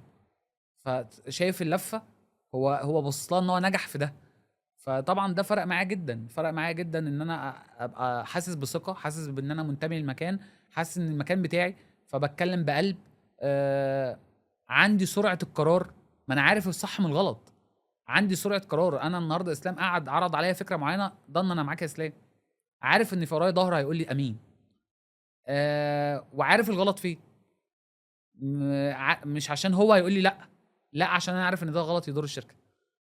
اي نعم في قرارات ممكن ابقى معتقد ان هي صح وتطلع غلط، او غلط وتطلع صح. انت مش هتتعلم الا من كده على فكره، ده اللي انت هتتعلم منه، وده يحصل. بس برضو كان ورايا سند، كان ظهر يقول لي اغلط ولا يهمك اي حاجه، ما انت ياما عملت صح. شفت الكلام؟ ابقى انا زعلان اقول له والله الصفقه دي ما عجبتنيش عشان احنا جبناها وما كسبناش فيها قوي. يقول لي ايه المشكله يعني من 100 صفقه، يعني ما انت ياما كسبتني، ايه المشكله يعني يا عم؟ ولا يهمك خلاص اكنها ما جاتش. بص الكلام. فتلاقي دايما انت بتحارب عشان تعمل افضل حاجه، مش عشان هو يقول لك شكرا، عشان هو يبقى بس حاسس ان هو الثقه اللي اداها لك انت قدها، او انت حاسس الاحساس ده. فده ده الشعور المتبادل اللي كان شغال معايا. فطبعا ده كان بالنسبه لي صدمه جامده جدا بعد وفاته. مكمل ازاي بعديه؟ طبعا يعني ربنا يبارك في طبعا ولاد الشركاء كان معانا بقى من فتره، ولاد الباشمهندس عبد الحميد وولاد الباشمهندس عزازي خلاص كبروا بقى وبداوا يدخلوا في الشغل وموجودين معانا من فتره بيتواجدوا. بس طبعا ما كانوش بيختلطوا بالشغل قوي مع الباشمهندس عمرو، بس طبعا كانوا موجودين وبيبقوا موجودين وبيباشروا العمل وشايفين محمد بيعمل ايه وشايفين ده بيعمل ايه وعارفين الدنيا ماشيه ازاي. بس انا بقول لك على الحته دي، انا نقلت الموضوع للباشمهندس عمرو ووفاته، لاني الفتره اللي هو قضاها معايا دي كنت لازم اتكلم اقول هو عمل معايا ايه وساعدني في ايه، لان الفتره اللي جايه كانت يعني الفتره اللي فاتت كانت صعبه جدا معايا. ويعني طبعا الفتره الجايه باذن الله بفضل ربنا طبعا وبتوفيقه وبتعب الرجاله اللي معايا، المهندسين اللي موجودين معايا، ان احنا نعمل تاريخ جديد لمصر الدوليه ان شاء الله الفتره اللي جايه. ده ودوده يا باشمهندس محمد كالعاده في اخر كل حلقه خلاص بترشح لنا 3 اسماء. انت جربت التجربه بتاعت الحلقه، فانت شايف ان هم يقدروا يجوا يجربوا نفس التجربه ويبداوا يفيدوا الناس، ويبقى في دروس مستفاده زي ما انا بجد يعني الحلقه معاك النهارده فيها دروس مستفاده لكل واحد داخل المجال حبيبي الله يبارك وكل فيك. واحد شغال في المجال. يا جماعه مش لازم ابقى ناجح في الشركه الا في السوق ان انا افتح ويبقى ليا البيزنس الخاص لا بتاعي خالص والكلام خالص. من ده. ممكن تنجح في مكانك وتحقق اللي بس انت عايزه هو ده كله برضه. المطلوب، يعني النجاح ليه كذا شكل، انت شوف الشكل المناسب ليك. مش ده اخر الطريق، يعني ان انت تفتح شركه لنفسك بدايه خلاص هو ده اخر ده الطريق. ده ده, اي ده نعم ممكن ده ده طموح مشروع لاي حد، اكيد وطموح طبعا. عندي عشان اكون برضو ما احجرش على حد في الموضوع. ده طموح شخصي عندي ان انا في يوم من الايام يبقى ليا الكارير بتاعي. بس انا طول ما انا لاقي نفسي وراضي بالمكان اللي انا فيه، ايه المانع؟ ايه مظبوط. المشكله؟ واحقق نجاحات واتعب واشقى عشان احقق نجاحات. تمام يا باشمهندس محمد، مين الثلاث شخصيات اللي تقدر ترشحهم؟ والله بص، السوق بتاعنا اليومين دول في ناس كتير جدا قويه جدا، سوق واعد، في سوق شباب بقى دلوقتي، الجيل اللي لسه اخر 5 سنين انا ده. في نقطه والله نسيت اقولها بس آه. في المقدمه يعني اتفضل. معلش انا اسف. دايما كنت لما كل اقعد مع اي حد في سوق الزراعه قديم في سوق الزراعه يقول لي السوق زمان السوق زمان، فكنت بحس ان الكوادر بتاعت زمان دي ما كانش في زيها. مع ان والله احنا السوق دلوقتي حاليا في كوادر شابه زي باشمهندس محمد كده تسلم يا باشا. وكتير وشفنا وياما هنشوف كوادر شابه فعلا. احنا بنشتغل في سوق والله ظروفه اصعب من زمان، فان احنا نقدر يعني النجاح اللي بيحصل دلوقتي من اي كادر شاب ب10 اضعاف اللي كان بيحصل زمان. كل وقت وليه مشاكله وليه اسبابه، بس دلوقتي الظروف اصعب يعني احنا نتوقع ذلك، يعني ان احنا ربنا رزقنا ان احنا نشتغل في سوق في وقت صعب. طبعا. فالنقطة نجاح فيه لا بتفرق والله، مش بالساهل، مش بمجهود بالساهل. انا ما كنتش اعرف تعب باشمهندس محمد ولا الرحلة دي بتاعته، وكنت عايز اقول الكلمتين دول في الاول، بس بعد ما هو حكى اهوت لا فعلا يا باشا مفيش حاجة بتيجي بالساهل. لا طبعا. مفيش حد بيطلع ويبقى مسمع في مكانه بالساهل، لازم نتعب ونجتهد. طبعا. فمعلش اسف في لا النقطة دي وصح يا اسلام، كلامك مظبوط. وفي نفس الوقت انا اقول لك على حاجه، احنا دلوقتي في منافسه اقوى من الاول كتير النهارده. طبعا يعني كان خناقة. زمان بنتكلم النهاردة 4 منافسة- 5 10 شركات النهارده اللي مش دلوقتي. هيطور نفسه هيموت، اللي مش مظبوط. هيحدث نفسه هيموت، انت اللي لو مش ما هيطور. كنتش عملت الريبراندنج ده والتطوير في المنتجات كانت زمان والتطوير الشركة مش موجودة. كان زمان او فعلا ده- موجوده على وضع معين مش يا هتتغير فندم منه. لا هو ما فيش وضع بيثبت. هو خالص، انت خالص. لو فضلت ثابت السوق بينزل بيك، لازم انت تطلع بمعدل اعلى من معدل نزول السوق، فبالتالي تفضل في تقدم او تفضل حتى طبعا. في نفس مكانك عشان طبعا. تقدر تحافظ عليه. طبعا في قامات كتيره جدا، بس في ناس انا شايفهم ان هم ليهم لمسات حلوه قوي في السوق بتاعنا. يعني مثلا عندي الباشمهندس خالد امين. تمام. باشمهندس المعارض خالد أمين بقى والماركتنج معارض بتاع بقى، السوق لا استاذ في الحته دي وارتقى بالمعرض بتاعه. المعرض كان معلش في الاول خالص كان معرض الاقصر، وكان قبله معارض على الصحراوي وكلام من ده. بس المعرض شوف النهارده معرض الوادي عامل ازاي، حتى لما عمل معرض اسكندريه من حاجات برضو اللي عامله معاه طفره قويه جدا جدا. يعني في المعارض هو والباشمهندس محمد غازي عاملين نجاحات جامده جدا مظبوط. الفتره هما اللي فاتت الاثنين الصراحة. يعني مسيطرين على محمد غازي برضو يعني معانا باشمهندس خالد امين وباشمهندس محمد غازي، هما دول الاتنين هنعتبرهم واحد. فرد هما واحد. الاتنين ايوه واحد، ماشي هنعتبرهم تمام فرد ماشي. واحد. طبعا باشمهندس عبد الحكيم عطوه، شركه طبعا اوسنا. مظبوط. طبعا ده يا باشا ده الناس العمده القامات اللي بتاعنا. بنتعلم منها طبعا. انا ما يربطنيش علاقه شخصيه بيه طبعا، واتشرف بيه طبعا، بس طبعا من الناس اللي هي كوادر جامده جدا في المجال بتاعنا، وناجح ومسيطر جدا في حتته وفي شغله، وشركه من الشركات الرائده في المجال بتاعنا يعني. مظبوط. طبعا من الناس اللي انا كنت متابعها جدا من اول ما ابتديت قلت تطوير في كل حاجه، وطبعا هو مدرسه لوحده في الشغل بتاعنا. الدكتور محمد محمود فارماسيوتيكا. طبعا دكتور محمد استاذ يا باشا. لا استاذنا كلنا والله. يعني انا من الناس اللي انا بتعجبني في كل حاجه، في كلامه، في اسلوبه، في ادارته للناس اللي كانت شغاله معاه. معلش شوف بقى النهارده اسلام، النهارده كميه الكوادر اللي طلعت والشركات اللي خرجت من تحت فارماسيوتيكا. لا في السوق الفتره اللي فاتت اخر 10 سنين اللي فاتوا دول كلهم، كل المنافسين اللي في السوق اصلا من مدرسه فارماسيوتيكا. يبقى احنا كده معانا باشمهندس خالد امين، باشمهندس محمد غازي، باشمهندس عبد الحكيم عطوه، ودكتور محمد محمود. ان شاء الله يا باشا شرف ليا ان هم يجوا يا باشا. كتير بس انا مش عايز يا رب يوافقوا يجوا. يعني في ناس كتير طبعا في المجال بتاعنا قامات كبيره جدا جدا، وفي ناس انا دايما بعيني عليها بترشحوا في الحلقات اللي فاتت عندك، فمش هينفع اقول اسمهم تاني. بس كلهم ناس يعني اساتذه في المجال بتاعنا، وكلنا لينا الشرف ان احنا بنتعلم منهم. شكرا ليك يا باشمهندس محمد حبيبي على يا الحلقه اسلام، الحلوه حبيبي. ديت. تسلم يا اسلام، وان والله شاء بجد. الله يبقى في حلقات جايه كتير، انت ذات نفسك هتبقى مبسوط منها، تسلم ويبقى يا لينا باشمهندس حلقه اسلام. تانية مع بعض. بالتوفيق دايما، ومبسوط ان انت عندك كلام معين بيدخلك كده في قصص تانية، حبيبي تسلم يا مريح رب. يعني في الكلام طبعا. تسلم لي يا باشمهندس محمد. شكرا ليكم ان انتوا كملتوا معانا الحلقه كامله، وان شاء الله يبقى في حلقات جايه اقوى كمان. وما تنسوش متابعتنا على الفيسبوك والاشتراك في قناه اليوتيوب. شكرا ليكم.